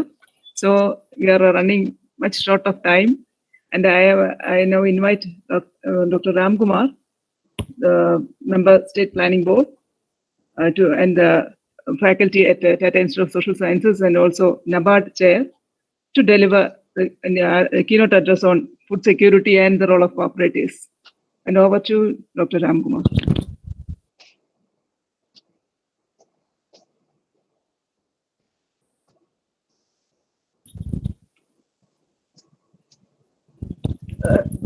Dr. Ram Kumar, please unmute your mic. Please unmute. I'm very sorry. Respected Minister Dr. Mr. Sunil Kumar, respected Vice Chancellor Dr. Chandrababu, colleagues from Planning Board, Agriculture Department, and all those of you who are listening to this webinar. I thank you very much for this opportunity. Can you please request people to mute their mics? Yeah, I think Dr. Pema asked all others to mute their mic now, or if he can, host can do that better. Yes, we are doing it, sir. Dr. Ramakumar's mic alone be unmuted. Others you can actually regulate. Thank you. Thank you, Dr. Chandrababu. Thank you very much. This is a very important occasion where we are discussing under the Paul Pothen chair the role of cooperatives in agriculture development and food security in Kerala. Paul Pothen was an industrialist and he was one of the pioneers of the fertilizer industry in India. He was the founding managing director of 3 large-scale fertilizer manufacturing firms in India. He started his career by joining the FACT in a senior management position in 1944, where he stayed till about 1965, when he was made the founder managing director of the FACT Engineering and Design Organization in 1965. 3 years later, 1968, he became the founding managing director of the Indian Farmers Fertilizer Cooperative, the IFFCO. He continued at IFFCO till 1981 and then moved to another cooperative, the Krishak Bharati Cooperative, what is called as the KRIPCO, as the organization's founding managing director. He headed the Fertilizer Association of India for several years. He was also associated with the Travancore Cochin Chemicals and FACT Technical Society. He was awarded the 4th highest Indian civilian honor of Padma Shri in 1977. So it is just appropriate and apt that we are celebrating his memory with this kind of seminar on an important topic. The importance of cooperatives is a topic that has been under discussion for long. Cooperatives have typically emerged under capitalist economies. The first cooperatives that arose were consumer cooperatives, followed by producer cooperatives, credit cooperatives, housing cooperatives, and so on. In the early 19th century, these cooperatives were also initiated by those who were very much part of capitalist economies, working within these capitalist systems, those who wanted a better capitalist system. Prominent names include Robert Owen in England, French utopian socialists, French right-wing socialists, all these. So by the 17th and 18th centuries itself, the role of cooperatives and their importance have been a very important matter of discussion in public domain, in social sciences, and so on. To begin with, cooperatives, as we all know, are forms of collective action. In many sectors facing crises due to intense capitalist exploitation, workers and farmers have organized themselves into cooperative farms or factories across the world. This is why Marx, in his lifetime, posited the emergence of cooperatives as a positive aspect in the historical development of society. They demonstrate the possibilities of association, mutual assistance, solidarity, collective management, and so on. They demonstrate to the workers or the farmers the possibility that large-scale production using modern technologies can be undertaken without a class of masters subordinating a class of hands. They also show that slave labor, like serf labor, hired labor, may also be a transitional form, which could be replaced in the future by a superior system of associated labor in the form of cooperatives. So in short, people like Marx saw possibilities in the cooperative sector, cooperatives as a mass organization, a site of collective production, a new as a harbinger of a new socio-economic system. Right? If all sectors of the economy in the spheres of production and circulation were dominated by cooperatives, their transformational capabilities would be immense. There is no doubt about it. But at the same time, with the failure of many socialist economies across the world, including particularly the Soviet Union, there is a lot of learnings that people have had from this experience of having cooperatives, both in production and circulation. In many cases, these were implemented on a coercive basis, without adequate consent received from people. That was one important problem that cooperatives have had. The second important problems that cooperatives have had historically is that we never got around to resolving the problem of free riding in any substantive, significant, or effective ways. Free riding has always remained the bane of cooperative action. How do you incentivize people? And that comes the third problem: coercion, free riding, economic incentives. How do you design the cooperatives in such a way that economic incentives to the participants motivate them, inspire them to actually participate in the cooperative activity rather than sitting back and harvesting the benefits of others' work? So design of cooperatives becomes important. That's another important learning that we have had. Fourthly, cooperatives and entrepreneurship. Cooperatives, you cannot have cooperatives purely on an ideological basis. Cooperatives are required because you are against this, you are against that. Cooperatives have to be soundly based on economic principles. So this is again an area where design of cooperatives becomes important. So what I wanted to say is cooperatives have to be democratic, based on consent. cooperatives have to be designed in such a way that we can get around the problem of free riding. Cooperatives have to be designed in such a way that they provide adequate economic incentives to its participants and members. And fourthly, cooperatives have to be autonomous. Cooperatives have to be given the freedom and opportunity to unleash entrepreneurial spirits in the economy, particularly given the capitalist economies around us. Now, if you look at the advanced capitalist world, the Western economic world, you will see that cooperatives are a very dominant economic enterprise in those economies. Look at the European Union, the EU. There are 250,000 cooperatives in the European Union. They're owned by 163 million citizens. That is 1/3 of the population of the European Union are members of one cooperative or another. These 250,000 cooperatives in the EU employ something like 5.4 million people across the European Union economy. Look at their market share. They hold substantive market shares in different industries. Say agriculture, take Netherlands. 83% of the agricultural industries in Netherlands are cooperative industries. The share is 79% in Finland, 55% in Italy, 50% in France. Right? Even take something like forestry. 60% of the forestry enterprises in Sweden are cooperative. 31% of the cooperative enterprises in Finland are cooperative. Right? So you will see that cooperatives, even in advanced capitalist economies, have a substantive role to play in economic development. They are not considered as non-market players to be held outside the market system, but their cooperation and participation is actively sought by policymakers in these economies to drive agricultural growth, agricultural production, and productivity. Come to Kerala. Kerala's history of development is closely intertwined with the history of cooperatives. Its foundations were laid through important political movements in Kerala's history, particularly in regions of the state like Malabar. The cooperative movement was a direct offshoot of the struggle for land reform undertaken by the peasant movement in the 1940s and 1950s. During the Second World War, at a time when acute food shortage was experienced in Malabar, the peasant movement launched an agitation to prevent the hoarding of food grains by landlords and traders. This movement aimed at forcibly collecting food grains from the granaries of landlords and traders and selling them to the general public through what were at that point of time called as PCCs, or Producers or Consumers Cooperative Societies. Cooperative societies, 1940s. After the World War, most of the PCCs, Producers and Consumers Cooperative Societies, were converted into credit societies that began to advance credit to cultivators at low interest rates. These societies at that point of time were called Aikya Nanaya Sangams, cooperative money societies. These Aikya Nanaya Sangams were later converted into service cooperative banks, the form in which they remain in Kerala today, that dominate the Kerala's financial sector today. That's the strength that you see of cooperatives when you look at the history of Kerala's development and economic development in particular.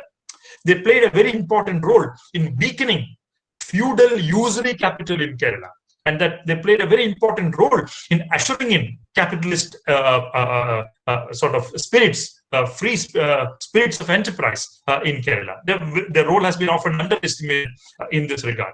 So they're important in credit in Kerala, but they're also important in traditional industries in Kerala. You have the Dinesh BD Cooperative Society. You have many other cooperative societies across Kerala which have helped to, which have facilitated the rescue of workers. To ensure that their livelihoods are not destroyed by intense capitalist exploitation in the free marketplace.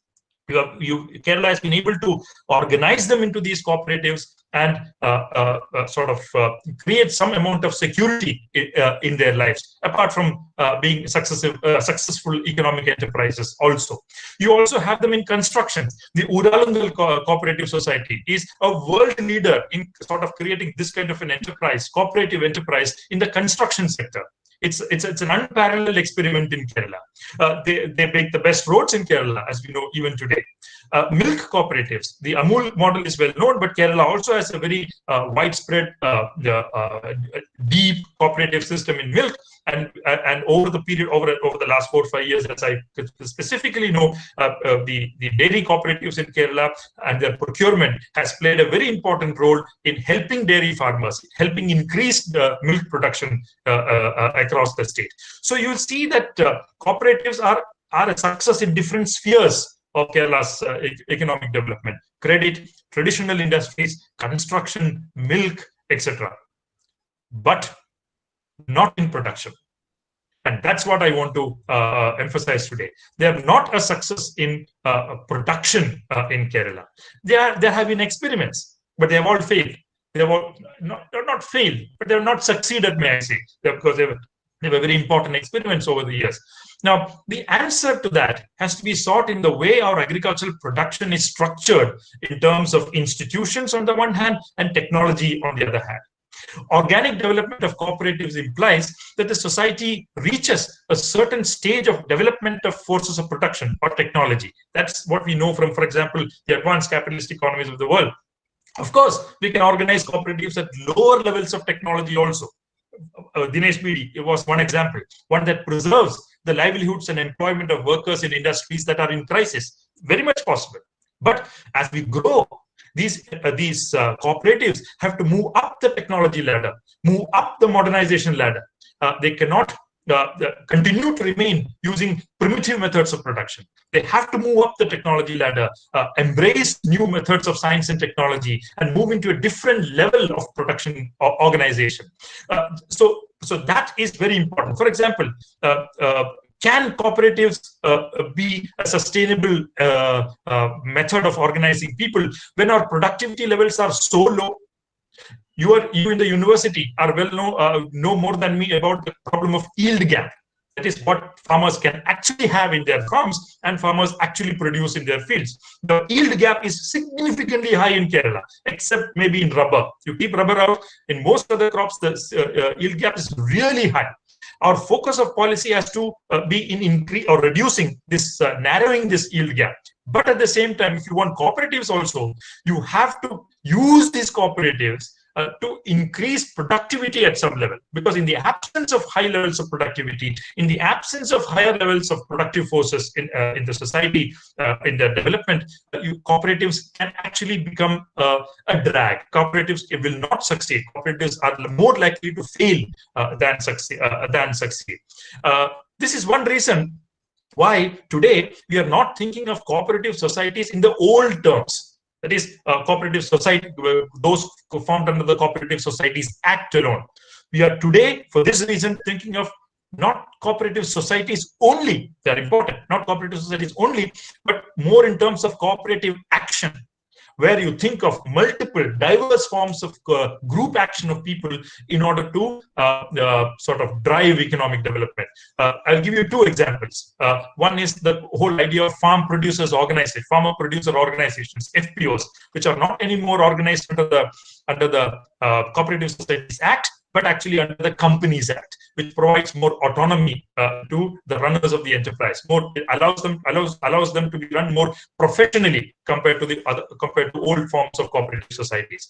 You also know about the SHG system. The Kudumbashree, for example, is one of the outstanding forms of collective action that we have in our society, and which have played a very important role over a period of time in terms of collective action in agriculture. So these are all cooperative actions of new diverse forms and not the old cooperative societies form. So they have become very important.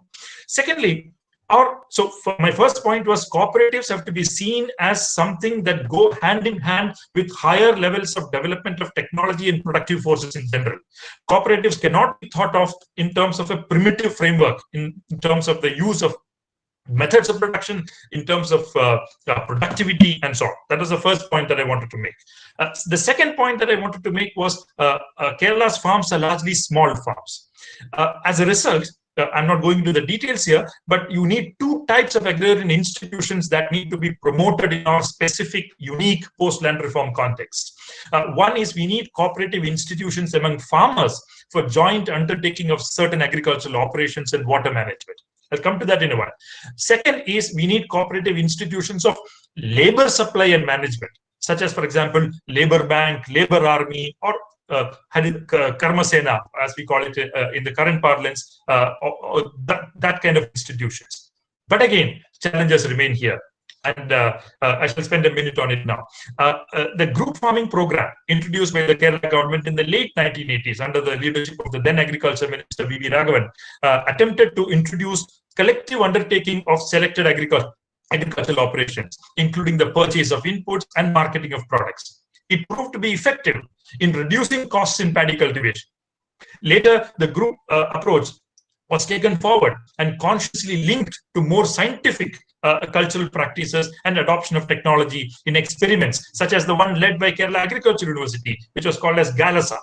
Right? There have also been interesting attempts to extend the concept of group farming into non-paddy crops like coconut, vegetables, and so on. Now, the question that we have to ask is, what have we learned from these? What have we learned from our inability to upscale group farming into a larger scale? Number one. Number two, what have we learned from wherever they have succeeded? Right? What are the lessons that we have absorbed from them? What are the best practices there? Now, I think Kerala Agriculture University and the chair, Paul Pothan chair, can actually make very important studies in this regard. Why have certain studies are there? I'm not saying there are no studies, but at the same time, we need more studies, more intensive scientific studies as to what can drive more cooperative forms of enterprises in Kerala better compared to in the past. Similarly, there have been a mushrooming of self-help groups that collectively, I better call joint liability groups also, that collectively undertake vegetable cultivation on the lands of their neighbors on a nominal lease. This has become popular not only in paddy fields as a rotation crop, but also as an intercrop in homestead gardens. This new form of leasing can be considered as a form of labor sharing.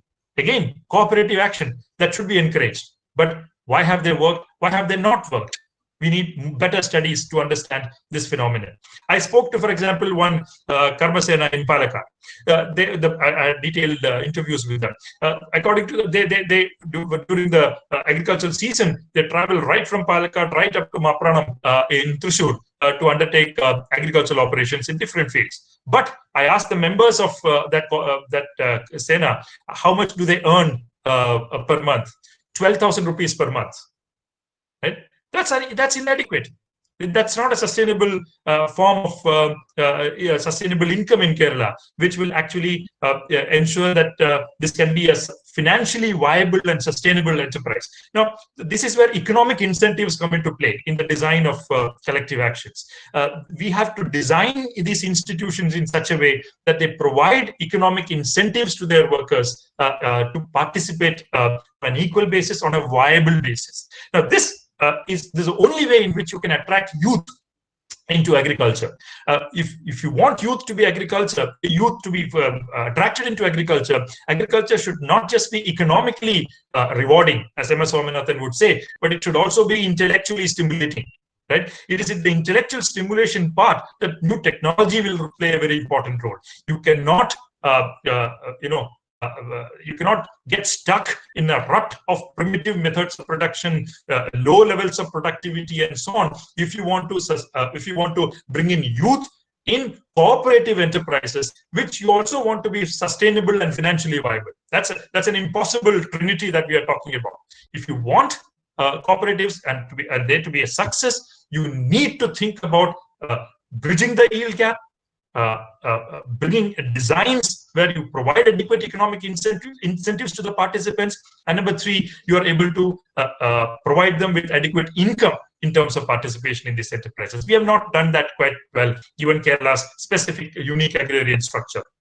That's one reason why a lot of FPOs have become a success in Kerala. The success of FPOs have to be contrasted with the failure of cooperatives in production. Right? Look at the FPOs in coconut, and look at the old forms of farming that we have had in the cooperative sector. We need studies that will understand, let us know how, what are the conditions in which they become a success, and what are the recipes for failure, right? So that in policy, in design, we can actually take care of these factors during policy formulation. So this first point was about cooperatives and high levels of technology. The second point I wanted to make was why in Kerala, certain group actions have failed and certain group actions have succeeded. We need a better understanding of it. The third is cooperatives as a vehicle of science and new technology. Now, I want to say something which might contrast with the other opinions expressed here. I see science as the only way to ensure environmental sustainability. Right? Who told us about climate change? It was scientists. Right? Who are designing strategies to ensure that our agriculture can become climate resilient? It's the technologists. It's the scientists. Right? Dr. Chandrababu is a biotechnologist. He's a renowned biotechnologist of India. I'm sure he understands what I'm saying. For me, if you want to ensure that you want to reduce the use of fertilizers and pesticides in agriculture, which I'm in agreement with, and you want to ensure sustainability in that form, you need better seeds that require less fertilizers. You need better seeds that does not require so much pesticides. And that is where research in seed technology becomes crucial. Research in gene editing becomes crucial. Research in CRISPR becomes crucial. Research in new forms of frontiers of biotechnology become crucial. Right? So, and Kerala Agriculture University has a very prominent role to play in that regard, because they have historically played a stellar role in development of seed varieties suited to Kerala's agriculture in the past. So the way to sustainability is through better technology. The way to sustainability is through more science, not less science, more science. And that is where, and I'm sure Dr. Chandrababu will be aware of the work of Dr. Subramaniam, who is currently the Director of Research in TNAU in nanotechnology. Right. So here basically seeds from that lab come coated with fertilizers and pesticides in very nominal but effective and optimum amounts. So as a result, for the first 45 days of the crop, you need not apply any fertilizers or pesticides in the soil if you use that kind of a seed. Now, they are being upscaled. Research is in the early stage, but that's the way to go ahead if you want to ensure sustainability. Not to go back to cow dung, not to go back to cow urine, but you need to go back to science, go back to the laboratory, prepare better seeds, new technologies, new methods of cultivation that do not force the farmer to go into pesticides and fertilizers, and thus create environmental sustainability. And that is the way I see the future of sustainable agriculture. And this is also where we need to reject different ideas of pseudoscience that are masquerading as environmentally sustainable. Remember, and I will spend the last 5 minutes of my presentation on this particular point, because I have promised Dr. Prema that I won't speak for more than 30 minutes. Look at this way. Most criticisms of modern agricultural practices are criticisms of post-Liebig developments in agricultural science. Anton von Liebig, Justus von Liebig, his work on organic chemistry in the 19th century. That's when the idea of chemical fertilizers came to be used in agriculture. In the 20th century, criticisms leveled against green revolution technologies were also criticisms of increasing chemicalization of agriculture. Claims were made that alternative, non-chemical agricultures were possible. Organic farming became an umbrella term that represented a variety of non-chemical and less chemical-oriented methods of farming. Rudolf Steiner's biodynamics, Masanobu Fukuoka's one-straw revolution, Madagascar's system of rice intensification, SRI, were all examples of specific alternatives proposed. In India, such alternatives and their variants included homeo farming, Vedic farming, Agnihotra farming, Amritapani farming, etc. And the latest entry into that august, distinguished list of agricultural technologies is something called zero-budget natural farming, right? Popularized by Subhash Palekar. According to Palekar, all knowledge created by agricultural universities is false knowledge. Okay, he rejects all that knowledge. Those knowledges have to go out of the window. He calls Justus von Liebig, he calls Liebig as Mr. Lie Big. Lie big, right? He labels chemicals, fertilizers, and pesticides as demonic substances, crossbred cows as demonic species, biotechnology and tractors as demonic technologies. At the same time, more than he is a critique of chemical farming, Palekar is a critique of organic farming. Palekar hates organic farming more than chemical farming, right? For him, organic farming is more dangerous than chemical farming, and he says it is worse than an atom bomb. Organic farming is worse than an atom bomb. He calls vermicomposting a scandal. He calls Icenia foetida, the red worm used to make vermicompost, as a destructive beast. He calls Rudolf Steiner's biodynamic farming as biodynamite farming, an explosive. His own alternative of ZBNF, zero budget natural farming, is thus posed both against inorganic farming and organic farming. Palekar's premise is that soil has all the nutrients plants need. Right? Soil does not need any new nutrients. Soil already has all the nutrients that plants require. To make these nutrients available to plants, we need an intermediation of microorganisms. For this, Palekar represents 4 wheels of ZBNF. That is Bijamrit, Jivamrit, mulching, and Vafasa. Right? You all know what are these. These are basically coating of seeds with formulations of cow urine, cow dung, with a little bit of jaggery, with a little bit of ginger, with a little bit of tobacco, and so on and so forth. Right? Now, to begin with, I will make only 4 points regarding this, and I will come towards the end of it. To begin with, ZBNF is hardly zero budget. It's not zero budget. Many ingredients of Palekar's formulations have to be purchased. These apart, wages of hired labor, imputed value of family labor, imputed rent over owned land, cost of maintaining cows, payload cost on electricity, and pump sets are all costs that ZBNF proponents conveniently ignore and yet call it zero budget. Number 1. Number 2, there are no studies. There are no studies to validate the claims that ZBNF plots yield higher than non-ZBNF plots. The government of Andhra Pradesh has a report, but it is more like a self-appraisal by the implementing agency. In Malayalam, we say, "Andi vali adikar nadana andi parnja madhiyo," and we ask in Malayalam, right? This is exactly what happened. You implement it, and you put out a report saying, "I am a great man. I have proved all science wrong." That will not work.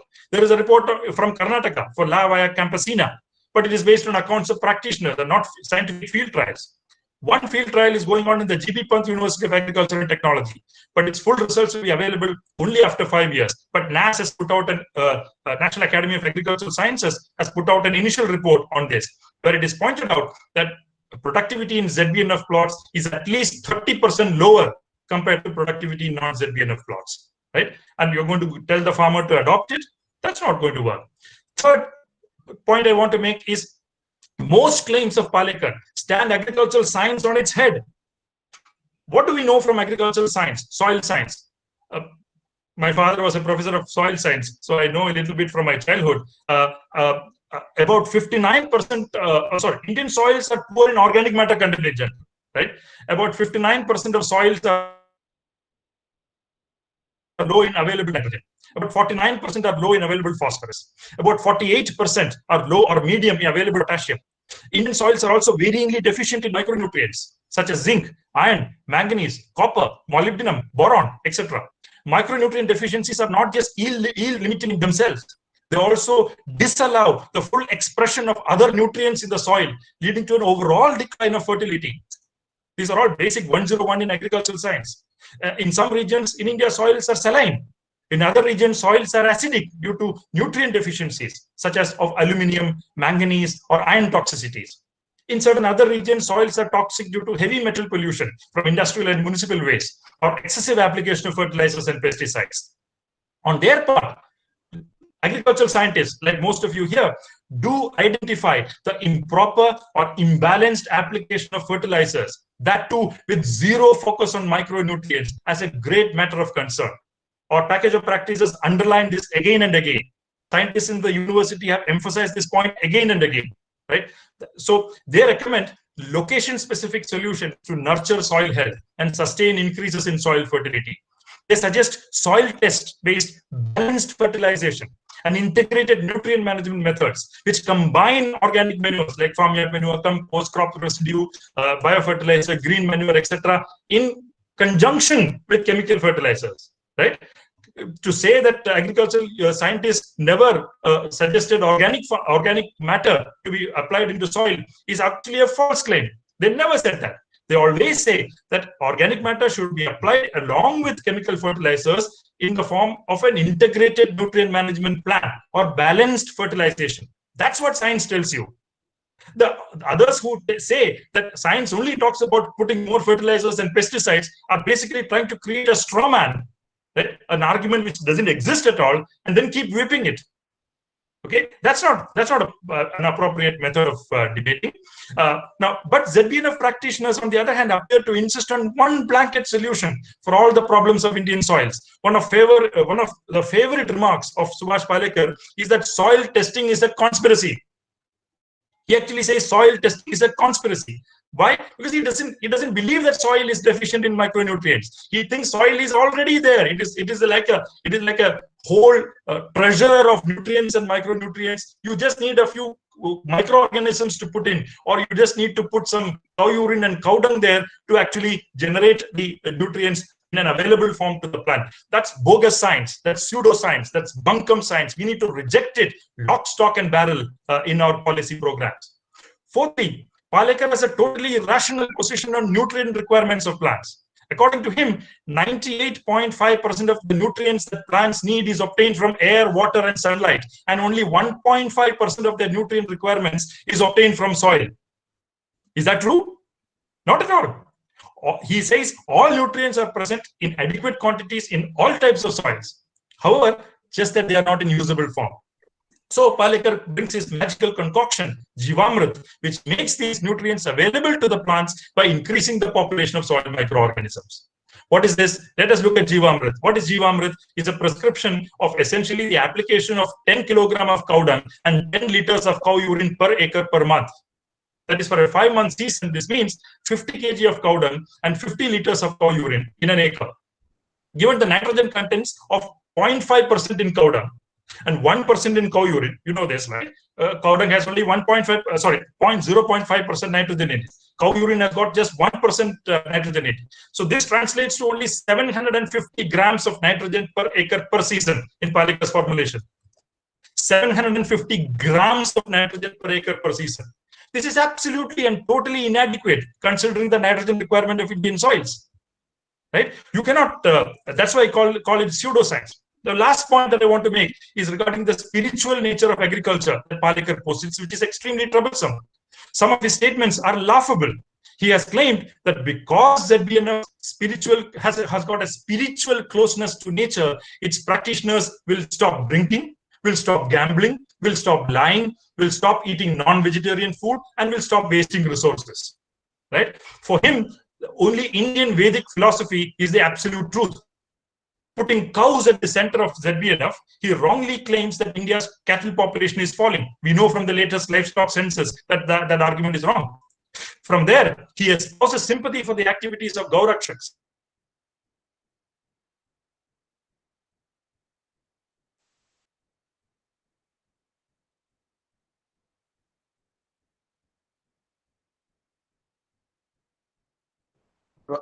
Dr. Ramakumar, your voice is breaking.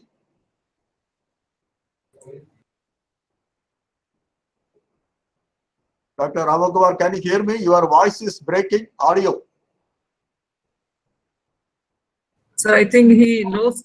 Okay. Dr. Ramkumar, you are not audible.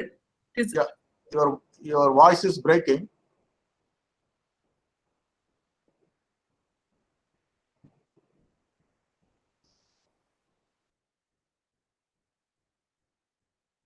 I think he has just left and I will be re-entering, I think.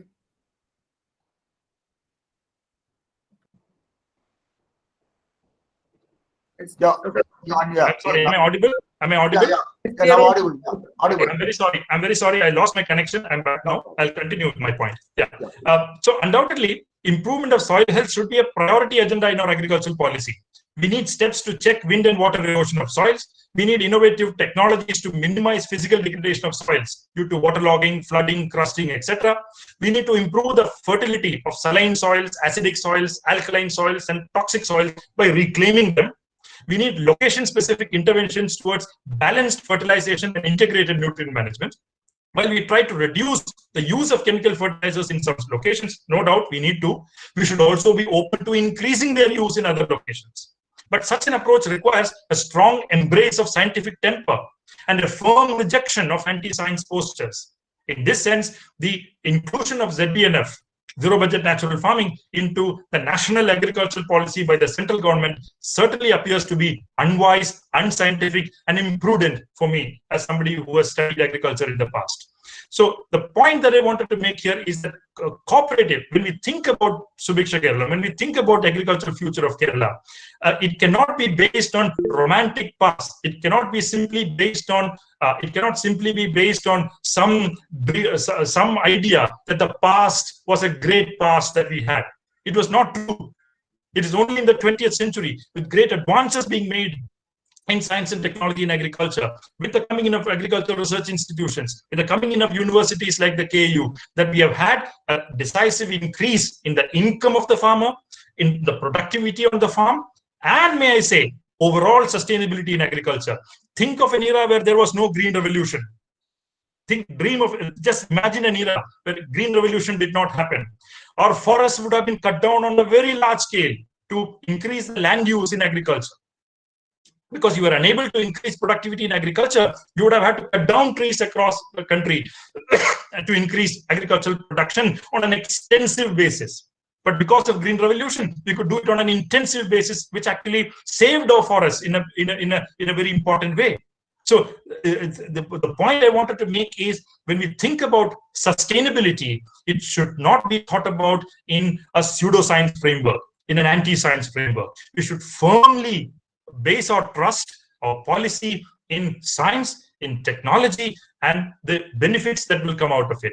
At the same time, may I say that this is not to be construed as an argument which does not believe in sustainability.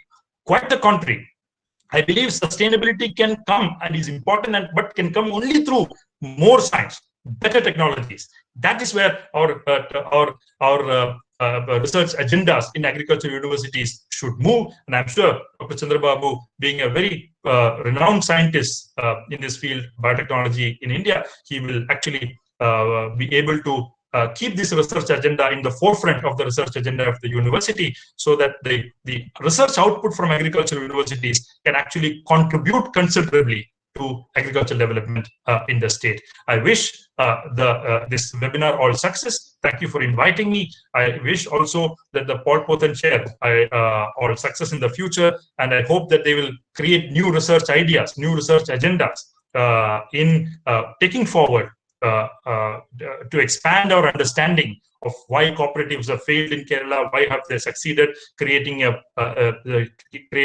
sort of compendium of best practices in cooperation, documenting successes, documenting failures, etc. I think the Paul Pothen Chair can play a very important role in taking that agenda forward. Thank you, Dr. Chandrababu, for inviting me. I hope you're all staying safe during this difficult time. Stay safe. Thank you very much. Thank you, sir. Thank you, Dr. Ramakumar, for your valuable time and also your inputs.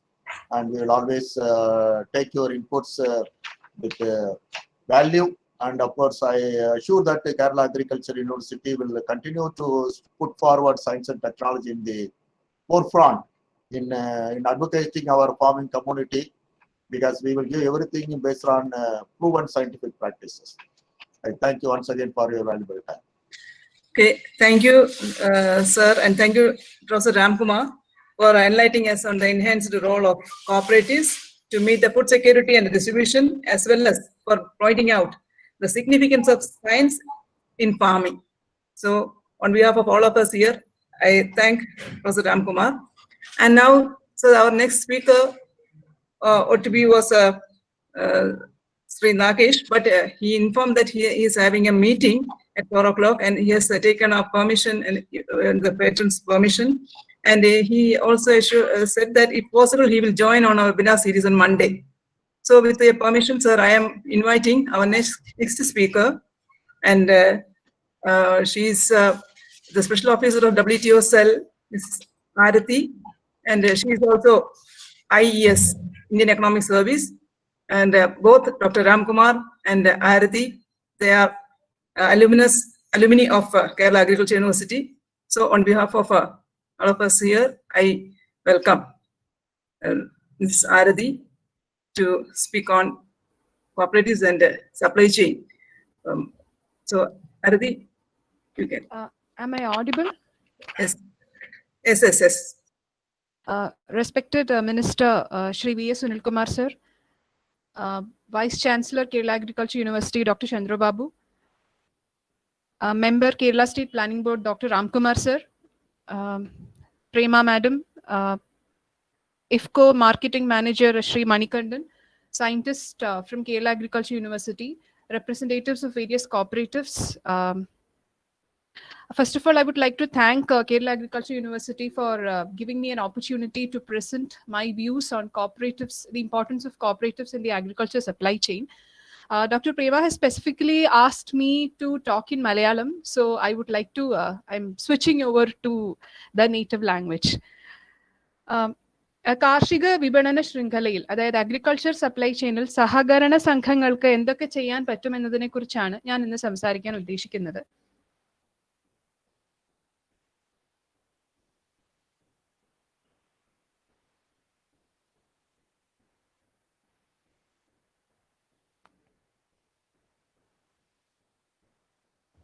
Okay, your slide is it is visible. കാണാൻ കഴിയുന്നുണ്ട്. അശ്വതി കാണാൻ കഴിയുന്നുണ്ട്. Okay. ലോകത്തുള്ള കാർഷിക സഹകരണ സംഘങ്ങളെ നമുക്ക് പ്രധാനമായും രണ്ടായി തിരിക്കാം: farm input cooperatives and farm marketing cooperatives. നേരത്തെ രാംകുമാർ സാർ പറഞ്ഞതുപോലെ തന്നെ കഴിഞ്ഞ ഒരു നൂറ്റാണ്ടിലെ ഏറ്റവും വിജയകരമായി പ്രവർത്തിച്ചിട്ടുള്ള സഹകരണ സംഘങ്ങൾ എവിടെയാണെന്ന് ചോദിച്ചാൽ അത് വികസിത രാജ്യങ്ങളായ അമേരിക്കയിലും യൂറോപ്പിലുമാണ്. 1950-കൾക്ക് ശേഷം ന്യൂ ജനറേഷൻ കോപ്പറേറ്റീവ്സ് എന്ന് പറയുന്ന വാല്യൂ അഡീഷനിലും മാർക്കറ്റിംഗിലും പ്രോസസ്സിംഗിലും സ്പെഷ്യലൈസ് ചെയ്യുന്ന മാർക്കറ്റിംഗ് കോപ്പറേറ്റീവ്സിനെ ധാരാളമായി ഈ രാജ്യങ്ങളിലെല്ലാം തന്നെ നമുക്ക് കാണാൻ സാധിക്കും. അതേസമയം വികസ്വര രാജ്യങ്ങളിലേക്ക് വരുമ്പോൾ വളരെ കുറച്ച് പ്രശംസനീയമായ മാർക്കറ്റിംഗ് കോപ്പറേറ്റീവ്സ് മാത്രമേ നമുക്ക് കാണാൻ സാധിക്കുന്നുള്ളൂ. അതിൽ പ്രധാനം ലാറ്റിൻ അമേരിക്കയിലുള്ള ഫുഡ് പ്രോസസിംഗ് കോപ്പറേറ്റീവ്സും നമ്മുടെ ഇന്ത്യയിൽ അന്തർദേശീയ തലത്തിൽ തന്നെ പ്രശംസ പിടിച്ചു പറ്റി ഇവിടെ അദ്ദേഹം മെൻഷൻ ചെയ്ത അമൂൽ അല്ലെങ്കിൽ ഡയറി കോപ്പറേറ്റീവ്സുമാണ്.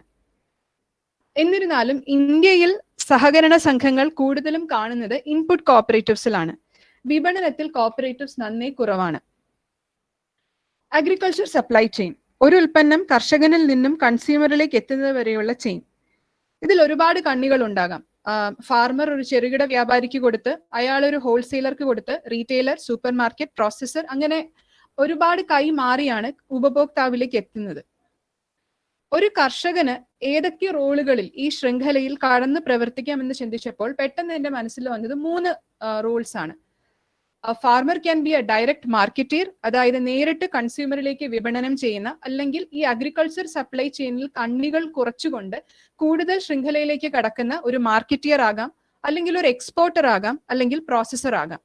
പക്ഷേ ഈ 3 റോളുകളും വളരെ ഭംഗിയായി അല്ലെങ്കിൽ എഫിഷ്യന്റ് ആയി ഒരു കർഷകന് ചെയ്യാൻ സാധിക്കുന്നത് അവയൊരു കോപ്പറേറ്റീവ് അല്ലെങ്കിൽ ഒരു കർഷക സഹകരണ സംഘത്തിലോ അല്ലെങ്കിൽ ഒരു ഫാമർ പ്രൊഡ്യൂസർ ഓർഗനൈസേഷനിലോ അല്ലെങ്കിൽ ഒരു കൂട്ടായ്മയിലോ ആണെങ്കിലായിരിക്കും. ഈ മേൽപ്പറഞ്ഞ 3 റോളുകളിലും നന്നായി പ്രവർത്തിക്കുന്ന ഇന്ത്യയിലെയും അല്ലെങ്കിൽ വിദേശ രാജ്യങ്ങളിലെയും കോപ്പറേറ്റീവ്സിനെ കുറിച്ചൊന്ന് ചുരുക്കി പറയാനാണ് ഞാൻ ഉദ്ദേശിക്കുന്നത്. ആദ്യത്തേത് കോപ്പറേറ്റീവ്സ് ആസ് മാർക്കറ്റിയേഴ്സ്. ഞാൻ പ്രസന്റ് ചെയ്യാൻ ഉദ്ദേശിക്കുന്നത് സഫൽ മോഡലാണ്. സഫൽ മോഡൽ ഡൽഹിയിലെ കൺസ്യൂമേഴ്സിന് ഗുണനിലവാരമുള്ള പഴങ്ങളും പച്ചക്കറികളും എത്തിച്ചു നൽകുന്നതിനായി വികസിപ്പിച്ചെടുത്ത മോഡലാണിത്. എല്ലാവർക്കും അറിയാം, കാർഷികോൽപ്പന്നങ്ങളിൽ ഏറ്റവും പെരിഷബിൾ ആയിട്ടുള്ള കമ്മോഡിറ്റീസ് ആണ് ഫ്രൂട്ട്സ് ആൻഡ് വെജിറ്റബിൾസ്. കർഷകന് വളരെ കുറഞ്ഞ വിലയ്ക്ക് അവന്റെ ഉൽപ്പന്നം വിൽക്കേണ്ടി വരുന്നു. കൺസ്യൂമേഴ്സ് ഉയർന്ന വിലയ്ക്ക് ഉൽപ്പന്നം വാങ്ങിക്കുന്നു. നമ്മുടെ ഇവിടെ ആ സിറ്റുവേഷൻ ഇപ്പോഴും അങ്ങനെ തന്നെയുണ്ട്. ഡൽഹിയിലും അങ്ങനെ ആയിരുന്നു. അപ്പൊ സഫൽ മോഡൽ എന്ന് പറയുന്നതിനകത്ത് കർഷകനിൽ നിന്നും കൺസ്യൂമേഴ്സിലേക്ക് എത്തിക്കുന്നതിന് 3 ലിങ്കുകളാണ് പ്രധാനമായും ഉള്ളത്: ഏരിയ സ്റ്റേഷൻ, ഡൽഹിയിലുള്ള ഡിസ്ട്രിബ്യൂഷൻ ഹബ്, സഫൽ ഔട്ട്ലെറ്റ്സ്. ഡൽഹിക്ക് ചുറ്റുമുള്ള 16 സംസ്ഥാനങ്ങളിലെ ഏകദേശം 8000 കർഷകർ 180 ഫാർമർ കോപ്പറേറ്റീവ്സിന്റെ സഹായത്തോടു കൂടിയാണ് ഈ സഫൽ മോഡലിൽ പ്രവർത്തിക്കുന്നത്. ഓരോ കർഷകനും അവന്റെ ഗ്രാമത്തിലുള്ള ഏരിയ സ്റ്റേഷൻസിലോട്ട് എന്നും പഴങ്ങളും പച്ചക്കറികളും കൊണ്ടുവരുന്നു. ഈ ഏരിയ സ്റ്റേഷൻ എന്ന് പറയുന്നത് റൺ ചെയ്യുന്നത് കോപ്പറേറ്റീവ്സ് ആണ്, കോപ്പറേറ്റീവ് അസോസിയേഷൻസ് ആണ്. കർഷകനെ സംബന്ധിച്ചിടത്തോളം അവന്റെ പ്രൊഡ്യൂസിന്റെ അഗ്രഗേഷൻ അല്ലെങ്കിൽ കളക്ഷൻ പോയിന്റ് ആണ് ഈ ഏരിയ സ്റ്റേഷൻ. ഏരിയ സ്റ്റേഷനിലെത്തി അവന്റെ ഉൽപ്പന്നം കൃത്യമായി അളവെടുത്ത് ആ ഉൽപ്പന്നത്തിന്റെ വില കർഷകന് ലഭിക്കുന്നു. വില എന്ന് പറയുന്നത് ഏഷ്യയിലെ തന്നെ ഏറ്റവും വലിയ ഹോൾസെയിൽ മാർക്കറ്റായ ഡൽഹിയിലെ ആസാദ്പൂർ മണ്ടിയിലെ വിലയാണ് കർഷകന് ലഭിക്കുന്നത്. ഈ ഏരിയ സ്റ്റേഷൻസിൽ എത്തുമ്പോൾ കർഷകന് ഒരു ബെനിഫിറ്റ് കൂടെയുണ്ട്. അതെന്താണെന്ന് ചോദിച്ചാൽ ഉത്തമ കൃഷി പരിപാലന മുറകൾ. നേരത്തെ എല്ലാവരും സയന്റിഫിക് കൾട്ടിവേഷനെ കുറിച്ച് പറഞ്ഞു. Good agricultural practices, socially, economically and എൻവയോൺമെന്റലി സസ്റ്റൈനബിൾ അഗ്രികൾച്ചറൽ പ്രാക്ടീസസ് എന്താണെന്നും അതെങ്ങനെയാണ് ചെയ്യേണ്ടതെന്നും, പ്രൊഡ്യൂസ് ഹാർവെസ്റ്റ് ചെയ്തതിന് ശേഷം കേടുകൂടാതെ ക്രേറ്റ്സിൽ അടുക്കി ലോഡ് ചെയ്ത് ഡൽഹിയിൽ എത്തുന്നത് വരെ ഫ്രഷ് ആയിട്ട് പ്രൊഡ്യൂസ് സൂക്ഷിക്കേണ്ടത് എങ്ങനെയാണെന്നും ഈ ഏരിയ സ്റ്റേഷൻസിൽ ഫാമേഴ്സിന് ഇൻഫർമേഷൻ കിട്ടുന്നുണ്ട്. ഈ ഏരിയ സ്റ്റേഷനുകളിൽ നിന്നും ട്രക്ക് വഴി ഡൽഹിയിലുള്ള ഡിസ്ട്രിബ്യൂഷൻ ഹബിലോട്ട് പ്രൊഡ്യൂസ് കൊണ്ടു ചെല്ലുന്നു. ഡിസ്ട്രിബ്യൂഷൻ ഹബ് എന്ന് പറയുന്നത് മംഗോൾപുരിയിലാണ്. അവിടെയാണ് കോൾഡ് സ്റ്റോറേജും റൈപ്പനിങ് ചേമ്പേഴ്സും പ്രൊഡക്ഷൻ ആൻഡ് ഡിസ്പാച്ച് ഹാൾസ് ഒക്കെ ഉണ്ട്. അവിടെ നിന്ന് ഡിമാൻഡ് അനുസരിച്ച് ഡൽഹിയിലുള്ള സഫൽ ഔട്ട്ലെറ്റ്സിലോട്ട് ഈ പ്രൊഡ്യൂസ് എത്തിക്കുന്നു. സഫൽ ഔട്ട്ലെറ്റ്സ് ഇപ്പോൾ ഈ ഫാമേഴ്സ് ഏരിയ സ്റ്റേഷൻ, ഈ രണ്ട് ചെയിൻസും ഈ രണ്ട് കണ്ണികളും പ്രവർത്തിപ്പിക്കുന്നത് ഫാമേഴ്സ് അല്ലെങ്കിൽ കോപ്പറേറ്റീവ്സ് ആണ്. ഡൽഹി ഹബും അതുപോലെ ഡൽഹിയിലുള്ള ഡിസ്ട്രിബ്യൂഷൻ ഹബും സഫൽ ഔട്ട്ലെറ്റ്സും മെയിൻറ്റെയിൻ ചെയ്യുന്നത് നാഷണൽ ഡയറി ഡെവലപ്മെന്റ് ബോർഡിന്റെ ഒരു സബ്സിഡിയറി വിങ് ആണ്. സഫൽ ഔട്ട്ലെറ്റ്സ് എന്ന് പറയുന്നത് ഡൽഹിയിലുള്ള 390 റീറ്റെയിൽ ഔട്ട്ലെറ്റ്സ് ആണ്. കൺസ്യൂമേഴ്സിന് കുറഞ്ഞ വിലയ്ക്ക് പഴങ്ങളും പച്ചക്കറി അല്ലെങ്കിൽ റീറ്റെയിൽ വിലയ്ക്ക്, ന്യായമായ വിലയ്ക്ക് പഴങ്ങളും പച്ചക്കറികളും ലഭിക്കുന്ന ഒരേ മാതൃകയിലുള്ള ഡൽഹിയിൽ മുഴുവൻ പരന്നു കിടക്കുന്ന ഔട്ട്ലെറ്റ്സ് ആണ്. ഈ ഔട്ട്ലെറ്റ്സിന്റെ പ്രത്യേകത നേരത്തെ പറഞ്ഞതുപോലെ ഒരേ യൂണിഫോം മോഡൽ ആയതുകൊണ്ട് അതൊരു ബ്രാൻഡ് ആയിട്ട് ഡൽഹിയിലുള്ള കൺസ്യൂമേഴ്സിന്റെ മനസ്സിൽ പിടിച്ചു പറ്റാൻ ഇവർക്ക് സാധിച്ചു. ഈ സഫൽ ഔട്ട്ലെറ്റ്സ് കർഷകന് കൊടുക്കുന്നത് 3 സഹായങ്ങളാണ്. ഒന്ന്, നേരത്തെ പറഞ്ഞതുപോലെ എക്സ്റ്റൻഷൻ സർവീസസ് കൊടുക്കുന്നു ഏരിയ സ്റ്റേഷൻസിൽ. ക്രേറ്റ്സും വെയിങ് മെഷീൻസും പ്രൊവൈഡ് ചെയ്യുന്നു. ട്രാൻസ്പോർട്ടേഷൻ, ഡൽഹിയിലോട്ട് ഉൽപ്പന്നം കയറ്റി അയക്കുന്നതിനുള്ള ടെൻഡർ കോൺട്രാക്ട്സ് ഇൻവോൾവ് ചെയ്യാനായിട്ടും ഈ സഫൽ ഔട്ട്ലെറ്റ്സ് സഹായിക്കുന്നുണ്ട്. കൺസ്യൂമേഴ്സിൽ നിന്ന് ന്യായമായ വിലയ്ക്കാണ് ഉൽപ്പന്നങ്ങൾ വിൽക്കുന്നത്. വളരെ പ്രധാനപ്പെട്ട മറ്റൊരു കാര്യം, ഫാമറിൽ നിന്നും കൺസ്യൂമറിലേക്ക് ഫ്രഷ് ആയിട്ട് പ്രൊഡ്യൂസ് എത്തുന്നു എന്നത് ഈ സഫൽ ഔട്ട്ലെറ്റ്സിൽ നിന്ന് ആൾക്കാർ സാധനം വാങ്ങിക്കുന്നതിന്റെ തെളിവാണ്. പക്ഷേ ഈ entire cycle farm to consumption അവർ കംപ്ലീറ്റ് ചെയ്യുന്നത് വെറും 48 മണിക്കൂറിലാണ്. അതുകൊണ്ട് തന്നെ കോപ്പറേറ്റീവ്സിനോ അല്ലെങ്കിൽ ഈ സഹകരണ സംഘങ്ങൾക്കോ അവരുടെ ഏരിയ സ്റ്റേഷൻസിൽ ഒരു കൂളിംഗ് ചേമ്പേഴ്സോ കോൾഡ് സ്റ്റോറേജിന്റെ ആവശ്യം വരുന്നില്ല. ഇനി കേരളത്തിലോട്ട് ഈ വിപണനത്തിനെ കുറിച്ച് പറയുകയാണെങ്കിൽ, കേരളം ഒരു ഉപഭോക്തൃ സംസ്ഥാനമാണ്. നമുക്ക് ഒരുപാട് പഴങ്ങളിലും പച്ചക്കറികളിലും ഒരുപാട് ഡെഫിസിറ്റ് ഉണ്ട്. സുഭിക്ഷ കേരളം പദ്ധതിയുടെ ഭാഗമായിട്ടും ജീവനി പദ്ധതിയുടെ ഭാഗമായിട്ടും ഫ്രൂട്ട് ആൻഡ് വെജിറ്റബിൾ പ്രൊഡക്ഷൻ നമ്മുടെ കേരളത്തിൽ ഒരുപാട് കൂടിയിട്ടുണ്ട്. പക്ഷേ ഒരു കൺസ്യൂമറിനെ സംബന്ധിച്ചിടത്തോളം നാടൻ ഉൽപ്പന്നങ്ങൾ, ലോക്കലി ഗ്രോൺ ക്വാളിറ്റി പ്രൊഡ്യൂസ്, അവന് ഏറ്റവും അടുത്ത് വാങ്ങിക്കാൻ പറ്റുന്ന സ്ഥലത്ത് ലഭിക്കുക എന്നുള്ളത് വളരെ പ്രധാനപ്പെട്ട കാര്യമാണ്. ലോക്കലി ഗ്രോൺ പ്രൊഡ്യൂസ്, നാടൻ പച്ചക്കറി, നമ്മുടെ നാട്ടിൽ ഉൽപ്പാദിപ്പിച്ച പച്ചക്കറി എങ്ങനെയാണ് മറ്റ് സംസ്ഥാനങ്ങളിൽ നിന്ന് വരുന്ന പച്ചക്കറികളിൽ നിന്നും ഒരു കൺസ്യൂമറിന് ഐഡന്റിഫൈ ചെയ്യാൻ പറ്റുന്നത്? ടാഗിങ് ഇതിന് നമ്മളെ സഹായിക്കും. ഫോർ എക്സാമ്പിൾ, തിരുവനന്തപുരം ജില്ലയിലെ ഇന്ന ബ്ലോക്കിലുള്ള ഇന്ന സഹകരണ സംഘത്തിൽ ഉണ്ടാക്കിയെടുത്ത കുമ്പളമാണ് ഇന്ന് ഞാൻ വാങ്ങിക്കാൻ പോകുന്നതെന്ന് എനിക്ക് ആ ടാഗ് നോക്കി മനസ്സിലാക്കാൻ കഴിഞ്ഞാൽ ആ ലോക്കൽ പ്രൊഡ്യൂസ് ആണെന്ന് നമുക്ക് കൺസ്യൂമറിന് മനസ്സിലാകുന്നു. രണ്ടാമത്തേത് ഗുഡ് അഗ്രികൾച്ചറൽ പ്രാക്ടീസസ്. ഈ പറയുന്നത് പോലെ post harvest handling practice, freshness of the produce എങ്ങനെ നമുക്ക് മെയിൻറ്റെയിൻ ചെയ്യാൻ പറ്റും എന്നുള്ളത് മനസ്സിലാക്കാനും അതിനുള്ള ഇൻഫർമേഷൻ കൊടുക്കാനും ഈ സഹകരണ സംഘങ്ങളുടെ അല്ലെങ്കിൽ കോപ്പറേറ്റീവ് നെറ്റ്വർക്കിന്റെ സ്ട്രോങ് ലിങ്കേജ് നമുക്ക് എപ്പോഴും യൂസ് ചെയ്യാൻ പറ്റുന്നതാണ്. ഗുണനിലവാരമുള്ള നാടൻ ഉൽപ്പന്നങ്ങൾ ഒരു പ്രീമിയം പ്രൈസ്, ഒരു വില അധികം കൊടുത്ത് വാങ്ങിക്കാനുള്ള ഒരു വലിയൊരു ജനവിഭാഗം കേരളത്തിൽ നിന്ന് രൂപപ്പെട്ട് വരുന്നുണ്ട്. കാരണം ഇന്ന് മലയാളികൾ എല്ലാവരും തന്നെ ക്വാളിറ്റി കോൺഷ്യസ് ആണ്. ഒരു ജില്ലയിലുള്ള ഉൽപ്പന്നങ്ങൾ, ഒരു ജില്ലയിൽ ഉൽപ്പാദിപ്പിക്കുന്ന അഗ്രികൾച്ചർ പ്രൊഡ്യൂസ് ആ ജില്ലയിൽ തന്നെ ഡിസ്ട്രിബ്യൂട്ട് ചെയ്യാൻ ശ്രമിച്ചാൽ ഈ ഫ്രഷ്നെസ് നമുക്ക് ഒരു പരിധി വരെ മെയിൻറ്റെയിൻ ചെയ്യാൻ സാധിക്കും. ഇതുപോലെ വലിയ വലിയ കളക്ഷൻ സെന്റേഴ്സോ അല്ലെങ്കിൽ പാക്ക് ഹൗസസോ ഒന്നും നമുക്ക് ഇതിനകത്ത് ആവശ്യം വരുന്നില്ല. ഈ കോപ്പറേറ്റീവ്സിന് അവരുടെ ഉൽപ്പന്നം വിൽക്കാനായിട്ട് റീറ്റെയിൽ ഔട്ട്ലെറ്റ്സ് തുടങ്ങാം. കോപ്പറേറ്റീവ്സിന്റെ അപ്പെക്സ് സൊസൈറ്റീസിന് നേരിട്ട് വിൽപ്പന നടത്താം, അല്ലെങ്കിൽ സൂപ്പർ മാർക്കറ്റ്സിന് സോഴ്സ് ചെയ്യാൻ പറ്റും, അല്ലെങ്കിൽ അവർക്ക് തന്നെ ഫാർമർ മാർക്കറ്റ്സ്, കർഷക ചന്തകൾ ഓർഗനൈസ് ചെയ്യാം. പക്ഷെ കേരളത്തിന്റെ കർഷകരുടെ കൂട്ടായ്മ ഉൽപ്പാദിപ്പിക്കുന്ന എല്ലാ കർഷക പ്രൊഡ്യൂസിനും ഒരു കോമൺ ബ്രാൻഡ് ഉണ്ടാകുന്നത് ഒരു ബ്രാൻഡിങ് എന്ന രീതിയിൽ നമുക്ക് ഒരുപാട് ഗുണം ചെയ്യും.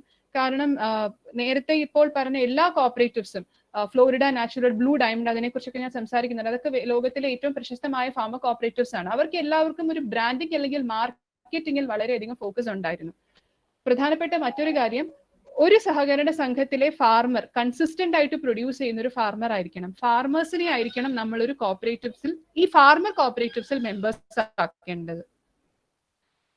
പെരിഷബിൾസിന്റെ കാര്യമാണ് ഇപ്പൊ ഞാൻ സംസാരിച്ചത്. നോൺ പെരിഷബിൾസ്, സ്പൈസസ് അല്ലെങ്കിൽ കൊപ്ര, നമുക്ക് ഒരുപാട് സാധ്യതകളുള്ള ക്രോപ്സ് ആണ്. ഇതിലെല്ലാത്തിലും ഇലക്ട്രോണിക് നാഷണൽ അഗ്രികൾച്ചർ മാർക്കറ്റിന്റെ സഹായം സഹകരണ സംഘങ്ങൾക്കും അതുപോലെ തന്നെ കൃഷിക്കാർക്കും ഉപയോഗിക്കാം. കേരളത്തിലെ 6 ഹോൾസെയിൽ മാർക്കറ്റ്സുകളിൽ ഇന്ന് ഈനാം ഫെസിലിറ്റി അവൈലബിൾ ആണ്. ആ ഇനാം ഫെസിലിറ്റിയിൽ കർഷകൻ അവന്റെ ഉൽപ്പന്നം ചന്തകളിൽ, ഈ ഹോൾസെയിൽ മാർക്കറ്റ്സിൽ കൊണ്ട് ചെന്ന് കഴിഞ്ഞാൽ ഇന്ത്യയിലുള്ള പല സംസ്ഥാനങ്ങളിൽ നിന്ന് ട്രേഡേഴ്സ് ഓൺലൈൻ ബിഡ് ചെയ്ത് അവന്റെ ഉൽപ്പന്നം വാങ്ങിക്കും. ക്വാളിറ്റി കൃത്യമായി ചെക്ക് ചെയ്തതിനു ശേഷമായിരിക്കും ഉൽപ്പന്നം എടുക്കുന്നത്, പ്രോംപ്റ്റ് പേയ്മെന്റും ഉണ്ട്. ഇതൊന്നുമല്ലാതെ വലിയ രീതിയിൽ ക്യാബേജ് അല്ലെങ്കിൽ ക്യാപ്സിക്കം അങ്ങനെ കൂൾ സീസൺ വെജിറ്റബിൾസ് ഒക്കെ ഉണ്ടാക്കുന്ന പല സഹകരണ സംഘങ്ങൾ ഉണ്ടെങ്കിൽ അവർക്ക് സോർട്ടിംഗ് ഗ്രേഡിംഗ് സെന്റേഴ്സ് വേണമായിരിക്കും, അല്ലെങ്കിൽ റീഫർ ട്രക്സ് വേണമായിരിക്കും ട്രാൻസ്പോർട്ടേഷൻ. അതിനൊക്കെ പലതരം സ്കീംസ് ഇപ്പോൾ സംസ്ഥാന സർക്കാരിന്റെ നേതൃത്വത്തിലും കേന്ദ്ര സർക്കാരിന്റെ നേതൃത്വത്തിലും അവൈലബിൾ ആണ്. രണ്ടാമത്തെ റോൾ, കോപ്പറേറ്റീവ്സ് ആസ് എക്സ്പോർട്ടേഴ്സ്. മഹാഗ്രേപ്സ് എന്ന് പറയുന്ന 1991 മഹാരാഷ്ട്രയിൽ 16 ഗ്രേപ്പ് ഗ്രോവേഴ്സ് കോപ്പറേറ്റീവ്സിന്റെ അപ്പെക്സ് ബോഡിയായി ഫോം ചെയ്ത കോപ്പറേറ്റീവ് ആണ്. ഇന്ന് ഇന്ത്യയിലെ ഏറ്റവും വലിയ സീഡ്ലെസ് ഗ്രേപ്പിന്റെ എക്സ്പോർട്ടർ ആണ് മഹാഗ്രേപ്സ്. സ്ട്രിഞ്ചന്റ് ക്വാളിറ്റി സ്റ്റാൻഡേർഡ്സ് ഉണ്ടെന്ന് നമ്മൾ പറയുന്ന യൂറോപ്പിലോട്ടാണ് അവർ കൂടുതലും അവരുടെ ഉൽപ്പന്നങ്ങൾ കയറ്റി അയക്കുന്നത്. നേരത്തെ പറഞ്ഞു 16 ഗ്രേപ്പ് ഗ്രോവേഴ്സ് കോപ്പറേറ്റീവ്സ് ആണ് അതിനകത്തുള്ളത്. അതിന്റെ ഇലക്ടഡ് ഹെഡ്സ് ആണ് മഹാഗ്രേപ്സിന്റെ ബോർഡ് എന്ന് പറയുന്നത്. ഈ 16 പേരിൽ നിന്നും തിരഞ്ഞെടുത്ത 7 തലവന്മാരാണ് എക്സിക്യൂട്ടീവ് കൗൺസിൽ. 1950 തൊട്ട് തന്നെ മഹാരാഷ്ട്രയിൽ കോപ്പറേറ്റീവ്സ് വളരെ ശക്തമായിരുന്നു. അപ്പൊ ആ അടിത്തറ തന്നെയാണ് ഗ്രേപ്പ് ഗ്രോവേഴ്സ് സൊസൈറ്റീസ് ഫോം ചെയ്യാൻ അന്ന് അവിടെ സഹായിച്ചത്. ക്വാളിറ്റി, എക്സ്പോർട്ട് മാർക്കറ്റിലോട്ട് ഉൽപ്പന്നങ്ങൾ കയറ്റി അയക്കുമ്പോൾ ഏറ്റവും പ്രധാനം ക്വാളിറ്റി സ്റ്റാൻഡേർഡ്സ് മീറ്റ് ചെയ്യുക എന്നുള്ളതായിരുന്നു. അവർ ആദ്യം ചെയ്തത് ഏത് രാജ്യത്തേക്കാണോ അവരുടെ ഉൽപ്പന്നം കയറ്റി അയക്കാൻ പോകുന്നത് ആ രാജ്യത്തെ sanitary and phyto sanitary standards, food safety standards ഒക്കെ കൃത്യമായി മനസ്സിലാക്കി ആ വിവരം സഹകരണ സംഘങ്ങൾ വഴി താഴെ കർഷകരിലേക്ക് എത്തിച്ച് അതിനനുസരിച്ച് ഉൽപാദനം തുടങ്ങി. ഒരു കർഷകൻ ഈ ഗ്രേപ്പ് ഗ്രോവേഴ്സ് സൊസൈറ്റിയിൽ അവന്റെ ഉൽപ്പന്നം കൊണ്ടുവരുമ്പോൾ ഈ സൊസൈറ്റി നിഷ്കർഷിക്കുന്ന മാനദണ്ഡങ്ങൾ മീറ്റ് ചെയ്തില്ല എങ്കിൽ ആ പ്രോഡക്റ്റ് അവിടെ വെച്ച് തന്നെ റിജക്ട് ചെയ്യുന്നു, ആ സൊസൈറ്റി എടുക്കുന്നില്ല. ക്വാളിറ്റി ഉള്ള ഉൽപ്പന്നങ്ങൾ എടുത്ത സൊസൈറ്റി ഓരോ സൊസൈറ്റിയിലുമുള്ള പാക്ക് ഹൗസും പ്രീ കൂളിംഗ് ഫെസിലിറ്റിയും ഉപയോഗിച്ച് അതിനുശേഷം അവിടെ നിന്ന് മഹാഗ്രേപ്സിന്റെ പ്രധാന കേന്ദ്രമായ മഹാരാഷ്ട്രയിലെ മറ്റൊരു സ്ഥലത്തോട്ട് വിടുന്നു. അവിടെ cold storage and packaging infrastructure ഉണ്ട്. അവിടെ നിന്നാണ് ഇത് കയറ്റി അയക്കപ്പെടുന്നത്. ഒരുപാട് നാളിലെ കൺസിസ്റ്റന്റ് എഫേർട്സിന് ശേഷം മാത്രമാണ് മഹാഗ്രേപ്സ് ഒരു ആക്സെപ്റ്റഡ് ഇന്റർനാഷണൽ ബ്രാൻഡായി മാറിയത്. അതിനുശേഷം ഗവൺമെന്റ് ഈ മഹാഗ്രേപ്സിന്റെ ചുവട് പിടിച്ച് മറ്റു പല പ്രോഡക്ട്സിലേക്കും മഹാ മാംഗോ, മഹാ അനാർ, മഹാ ബനാന, മഹാ ഓറഞ്ച് അങ്ങനെ പല ബ്രാൻഡ്സും ഡെവലപ്പ് ചെയ്തിട്ടുണ്ട്. കേരളത്തിലും കയറ്റുമതിക്ക് സാധ്യതയുള്ള ഒരുപാട് ഫ്രൂട്ട്സ് ആൻഡ് വെജിറ്റബിൾസ് ഉണ്ട്. നമ്മുടെ സംസ്ഥാന സർക്കാർ തന്നെ പല പ്രോഡക്ട്സിനും ഐഡന്റിഫൈ ചെയ്തിട്ടുണ്ട്. ഈ പല പ്രോഡക്ട്സിലും like banana, jackfruit, pineapple അങ്ങനെ 16ഓളം പ്രോഡക്ട്സ് ഐഡന്റിഫൈ ചെയ്തിട്ടുണ്ട്. ഈ ഓരോ പ്രോഡക്റ്റിലും എക്സ്പോർട്ട് പ്രോട്ടോകോൾ ഡെവലപ്പ് ചെയ്യുന്നതിനായി പല ഗവേഷണ സ്ഥാപനങ്ങളുമായിട്ട് ചേർന്ന് ശ്രമം തുടങ്ങിയിട്ടുമുണ്ട്. മറ്റൊരു പ്രധാനപ്പെട്ട മേഖല സ്പൈസസ് ആണ്.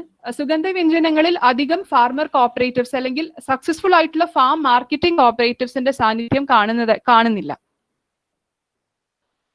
മൂന്നാമത്തെ മോഡൽ കോപ്പറേറ്റീവ്സ് ഇസ് പ്രോസസേഴ്സ് എന്നുള്ളതാണ്.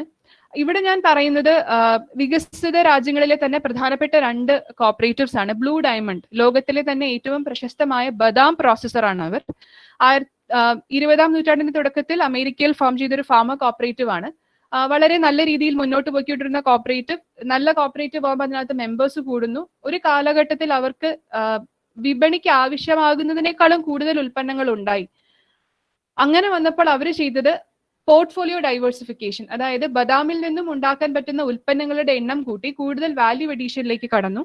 2 പ്രോഡക്ട്സ് മാത്രം ഉണ്ടായിരുന്ന അവർ ഇന്ന് 10ഉം 15ഉം പ്രോഡക്റ്റുകളാണ് ഉണ്ടാക്കുന്നത്. അതിന്റെ ഭാഗമായി ഒരു റിസർച്ച് ആൻഡ് ഇന്നോവേഷൻ സെന്റർ വരെ ആ ഫാർമർ കോപ്പറേറ്റീവ് ഉണ്ടാക്കിയിട്ടുണ്ട്. രണ്ടാമത്തെ പ്രോസസർ കോപ്പറേറ്റീവ് ഫ്ലോറിഡ നാച്ചുറൽ.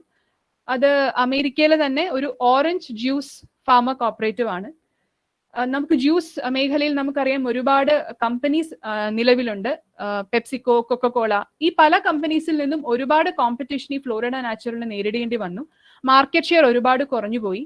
അപ്പോൾ അവർ ചെയ്തത് അവരുടെ മാർക്കറ്റിംഗിൽ ഞങ്ങളൊരു ഫാർമർ കോപ്പറേറ്റീവ് ആണ് എന്നുള്ളത് പ്രൊജക്ട് ചെയ്യാൻ തുടങ്ങി. അവരുടെ പാക്കിൽ ശരിക്കും അവരുടെ മെമ്പർ ഫാർമറിന്റെ പടം ഇടാൻ തുടങ്ങി. അതുപോലെ ഫ്ലോറിഡ ഓറഞ്ചസ് എന്ന് പറയുന്നത് US ഒരു രജിസ്റ്റേർഡ് ട്രേഡ് മാർക്കാണ്.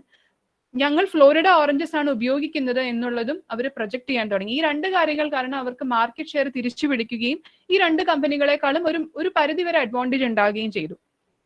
മൂന്നാമത്തേത് മെക്കി ബാത്തു കോപ്പറേറ്റീവ് യൂണിയൻ. അത് ആഫ്രിക്കയിലെ സ്മോൾ ആൻഡ് മാർജിനൽ ഫാമേഴ്സിന്റെ ഒരു വെജിറ്റബിൾ പ്രോസസർ കോപ്പറേറ്റീവ് യൂണിയൻ ആണ്. സ്ട്രിഞ്ചന്റ് ആയിട്ടുള്ള ക്വാളിറ്റി നോംസ് അവർ കൺസിസ്റ്റന്റ് ആയി ഫോളോ ചെയ്തിരുന്നു. അത് കാരണം അവർക്ക് യൂറോ ഗ്യാപ്പ് സർട്ടിഫിക്കേഷൻ ലഭിക്കുകയും ഇപ്പോൾ സ്ഥിരമായി എത്യോപ്യൻ എയർലൈൻസിന് പ്രോസസ്ഡ് വെജിറ്റബിൾസ് കൊടുക്കാനും സാധിക്കുന്നുണ്ട്. കേരളത്തിനെ സംബന്ധിച്ചിടത്തോളം ഞാനിപ്പോ 3 മോഡലുകൾ പറഞ്ഞു. പല പ്രശസ്തമായിട്ടുള്ള മോഡലുകളുണ്ട്. ഈ മോഡലുകൾക്ക് ഒരുപാട് പോസിറ്റീവ്സും ഒരുപാട് നെഗറ്റീവ്സും ഉണ്ട്. പക്ഷെ നമ്മുടെ കേരളത്തിന്റെ കാലാവസ്ഥയ്ക്കും അല്ലെങ്കിൽ കേരളത്തിന്റെ ആവശ്യത്തിനും ഈ ഓരോ മോഡലുകളിൽ നിന്നും ഒരുപാട് കാര്യങ്ങൾ നമുക്ക് എടുക്കാൻ പറ്റും. പക്ഷെ ഏറ്റവും പ്രധാനപ്പെട്ട കാര്യം കേരളത്തിലെ ശക്തമായ സഹകരണ മേഖല മാർക്കറ്റിങ്ങിലോട്ട് തിരിയണം എന്നുള്ളതാണ്. പക്ഷെ മാർക്കറ്റിങ്ങിലോട്ട് തിരിയുന്നതിന് മുന്നേ ഓരോ കോപ്പറേറ്റീവും മനസ്സിലാക്കേണ്ടത് കൃത്യമായ മാർക്കറ്റ് അനാലിസിസ് എങ്ങനെയാണ് ചെയ്യേണ്ടതെന്നുള്ളതാണ്. ഏത് ഉൽപ്പന്നമാണ് ഉണ്ടാക്കാൻ പോകുന്നത്, ആ ഉൽപ്പന്നത്തിന്റെ കൺസ്യൂമേഴ്സ് ആരൊക്കെയാണ്, അവരുടെ റിക്വയർമെന്റ് എന്താണ്, അതിനുള്ള കോമ്പറ്റീറ്റേഴ്സ് ആരൊക്കെയാണ്, അതിനൊരു വ്യക്തമായ ബിസിനസ് മോഡൽ ഡെവലപ്പ് ചെയ്യേണ്ടി വരും. അല്ലാതെ ഞാനൊന്നും ഉണ്ടാക്കി അത് ഞാൻ വിറ്റഴിക്കണം എന്നുള്ള ചിന്ത ഇന്നത്തെ കൺസ്യൂമറിസ്റ്റ് കിങ് എന്നുള്ളൊരു രീതിയിൽ ബുദ്ധിമുട്ടായിരിക്കും. അപ്പൊ പ്രോപ്പർ ബിസിനസ് മോഡൽ ഡെവലപ്പ് ചെയ്യാന്നുള്ളത് വളരെ പ്രധാനപ്പെട്ടതാണ്. ഈ ബിസിനസ് മോഡൽ ഡെവലപ്പ് ചെയ്യാനായിട്ട് ഇനീഷ്യലി ഒരു ഫാമർ കോപ്പറേറ്റീവിന് ഒരുപാട് സഹായം ആവശ്യമായിട്ട് വരും. ഇപ്പൊ നമുക്ക് സംസ്ഥാന സർക്കാരിന്റെ കൃഷി വകുപ്പിന്റെ തന്നെ small farmers agri business consortium FPO policy develop ചെയ്യുന്നതിന്റെ ഭാഗമായിട്ട് ഇതിനു വേണ്ടി ഒരുപാട് പദ്ധതികൾ വിഭാവനം ചെയ്യുന്നുണ്ട്. മൂന്നാമത്തേത് നേരത്തെ പറഞ്ഞതുപോലെ തന്നെ മാർക്കറ്റിനനുസരിച്ച് പെട്ടെന്ന് ചേഞ്ചസ് വരുത്താൻ ഈ സഹകരണ സംഘങ്ങൾക്ക് കഴിയണം. അതൊരു സഹകരണ സംഘമാണെന്നുള്ളത് കൊണ്ട് തന്നെ അങ്ങനെ പെട്ടെന്ന് ചേഞ്ച് ചെയ്യാനും പറ്റും. ഇപ്പൊ ബ്ലൂ ഡയമണ്ടിന്റെയും ഫ്ലോറിഡ നാച്ചുറലിന്റെയും ഉദാഹരണങ്ങൾ പറഞ്ഞതാണ്. അവരെല്ലാം ഇതുപോലെ മാർക്കറ്റ് ഡിമാൻഡിനനുസരിച്ച് പെട്ടെന്ന് മാറിയ ഫാമർ കോപ്പറേറ്റീവ്സ് ആണ്. കേരളത്തിലെ ഫാർമർ ഗ്രൂപ്പ്സിന് ഒരു കോമൺ മാർക്കറ്റിംഗ് ബ്രാൻഡ് ഉണ്ടാവണം. ആ മാർക്കറ്റിംഗ് ബ്രാൻഡിനെല്ലാം that should be equated to quality at least ഇത്രയെങ്കിലും ക്വാളിറ്റി പ്രൊഡ്യൂസ് ആയിരിക്കും ഉണ്ടാക്കുന്നത് ആ ഒരു കമ്മിറ്റ്മെന്റ് എല്ലാ മെമ്പേഴ്സിനും ഉണ്ടായിരിക്കണം. ഓഫ് ലേറ്റ് കേന്ദ്ര സർക്കാരും സംസ്ഥാന സർക്കാരുകളും ഒരുപാട് സ്കീമുകളും പ്രോജക്റ്റുകളും കോപ്പറേറ്റീവ്സിനും ഫാമർ പ്രൊഡ്യൂസർ ഓർഗനൈസേഷൻസിനുമായിട്ട് കൊണ്ടുവന്നിട്ടുണ്ട്. അഗ്രികൾച്ചർ ഇൻഫ്രാസ്ട്രക്ചർ ഫണ്ട്, നബാർഡിന്റെ ഫണ്ടുകളുണ്ട്, നാഷണൽ കോപ്പറേറ്റീവ് ഡെവലപ്മെന്റ് കോർപ്പറേഷന്റെ പല രീതിയിലുള്ള ഫണ്ട്, മാർക്കറ്റിംഗ് ഇൻഫ്രാസ്ട്രക്ചറിന് വേണ്ടിയിട്ടുള്ള ഫണ്ട്, സംസ്ഥാന സർക്കാരിന്റെ FPO പോളിസി, അതിനകത്ത് 50 FPO പുതിയതുണ്ടാക്കാനും 50 FPO എക്സിസ്റ്റിംഗ് FPOസിനെ സ്ട്രെങ്തൻ ചെയ്യാനും ഈ മാർക്കറ്റിംഗ് ഇൻഫ്രാസ്ട്രക്ചറിന് വേണ്ടിയുള്ള ധാരാളം സ്കീംസും ഫണ്ടുകളുമുണ്ട്. ഇത് കൂടാതെ കാർഷിക ഗവേഷണ സ്ഥാപനങ്ങളും അതുപോലെ തന്നെ ഗവൺമെന്റും കൂടുതൽ ഫോക്കസ് ചെയ്യേണ്ടത് ഗുഡ് അഗ്രികൾച്ചറൽ പ്രാക്ടീസസും ഗുഡ് മാർക്കറ്റിംഗ് പ്രാക്ടീസസും with specific reference to post harvest handling എങ്ങനെ കൂടുതൽ കൃഷിക്കാരിലേക്കും കർഷക സഹകരണ സംഘങ്ങളിലേക്കും എത്തിക്കാം എന്നുള്ളതിനെ കുറിച്ചാണ്. ഇത്രയുമാണ് എനിക്ക് പറയാനുള്ളത്. Thank you.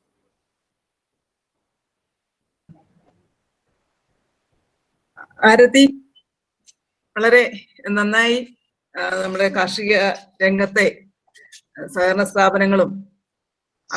സ്ഥാപനങ്ങൾ എങ്ങനെയാണ് ഇനി കാർഷിക വിതരണത്തിലേക്കും അതോടൊപ്പം തന്നെ ഭക്ഷ്യസുരക്ഷയിലേക്ക് എത്തേണ്ടത് എന്ന് ഉദാഹരണ സഹിതം, അതായത് ഇന്ത്യയിൽ നിന്നും അതോടൊപ്പം തന്നെ ലോകത്തു നിന്നുള്ള നല്ല ഉദാഹരണങ്ങൾ എടുത്ത് സംസാരിച്ച ആരതിക്ക് IFFCO ചെയറിന്റെ ആഭിമുഖ്യത്തിലുള്ള എല്ലാ നന്ദിയും രേഖപ്പെടുത്തുന്നു. ഇനി നമുക്ക് സംശയങ്ങൾ എന്തെങ്കിലും ആർക്കെങ്കിലും ഉണ്ടെങ്കിൽ നമ്മളത് ചാറ്റ് ബോക്സിൽ ഇടാനാണ് അഭ്യർത്ഥിക്കുന്നത്.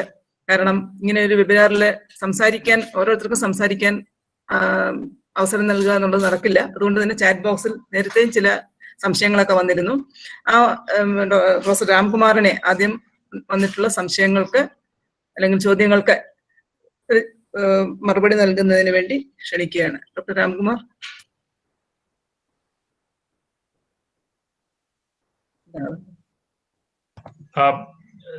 ഡോക്ടർ പ്രേമ, ഉയർന്നു വന്ന പല സംശയങ്ങൾക്കും ഞാൻ അവിടെ തന്നെ മറുപടി കൊടുക്കാൻ ശ്രമിച്ചിട്ടുണ്ട്.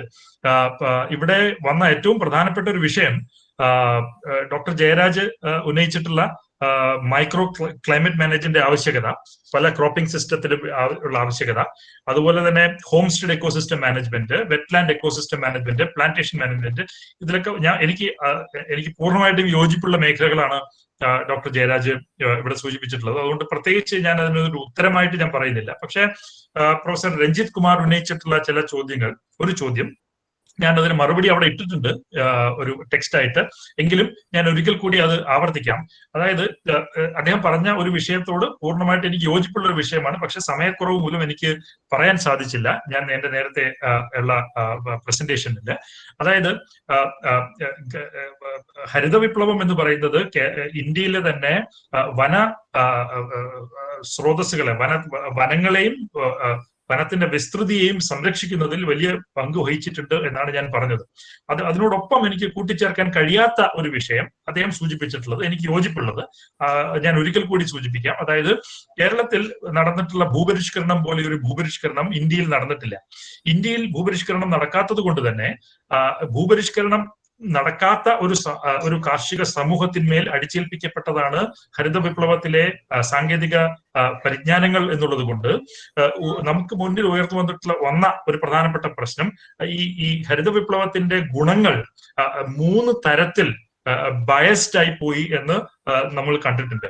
ഒന്ന്, എല്ലാ വിളകളിലും ഹരിത വിപ്ലവം നടന്നില്ല. അതുകൊണ്ട് നെല്ല്, ഗോതമ്പ് എന്ന് തുടങ്ങിയിട്ടുള്ള 2 വിളകളിൽ മാത്രമേ ഹരിത വിപ്ലവം ഉണ്ടായിരുന്നുള്ളൂ. അപ്പൊ മറ്റ് പ്രദേശങ്ങൾ അതിൽ നിന്ന് മാറ്റി നിർത്തപ്പെട്ടു.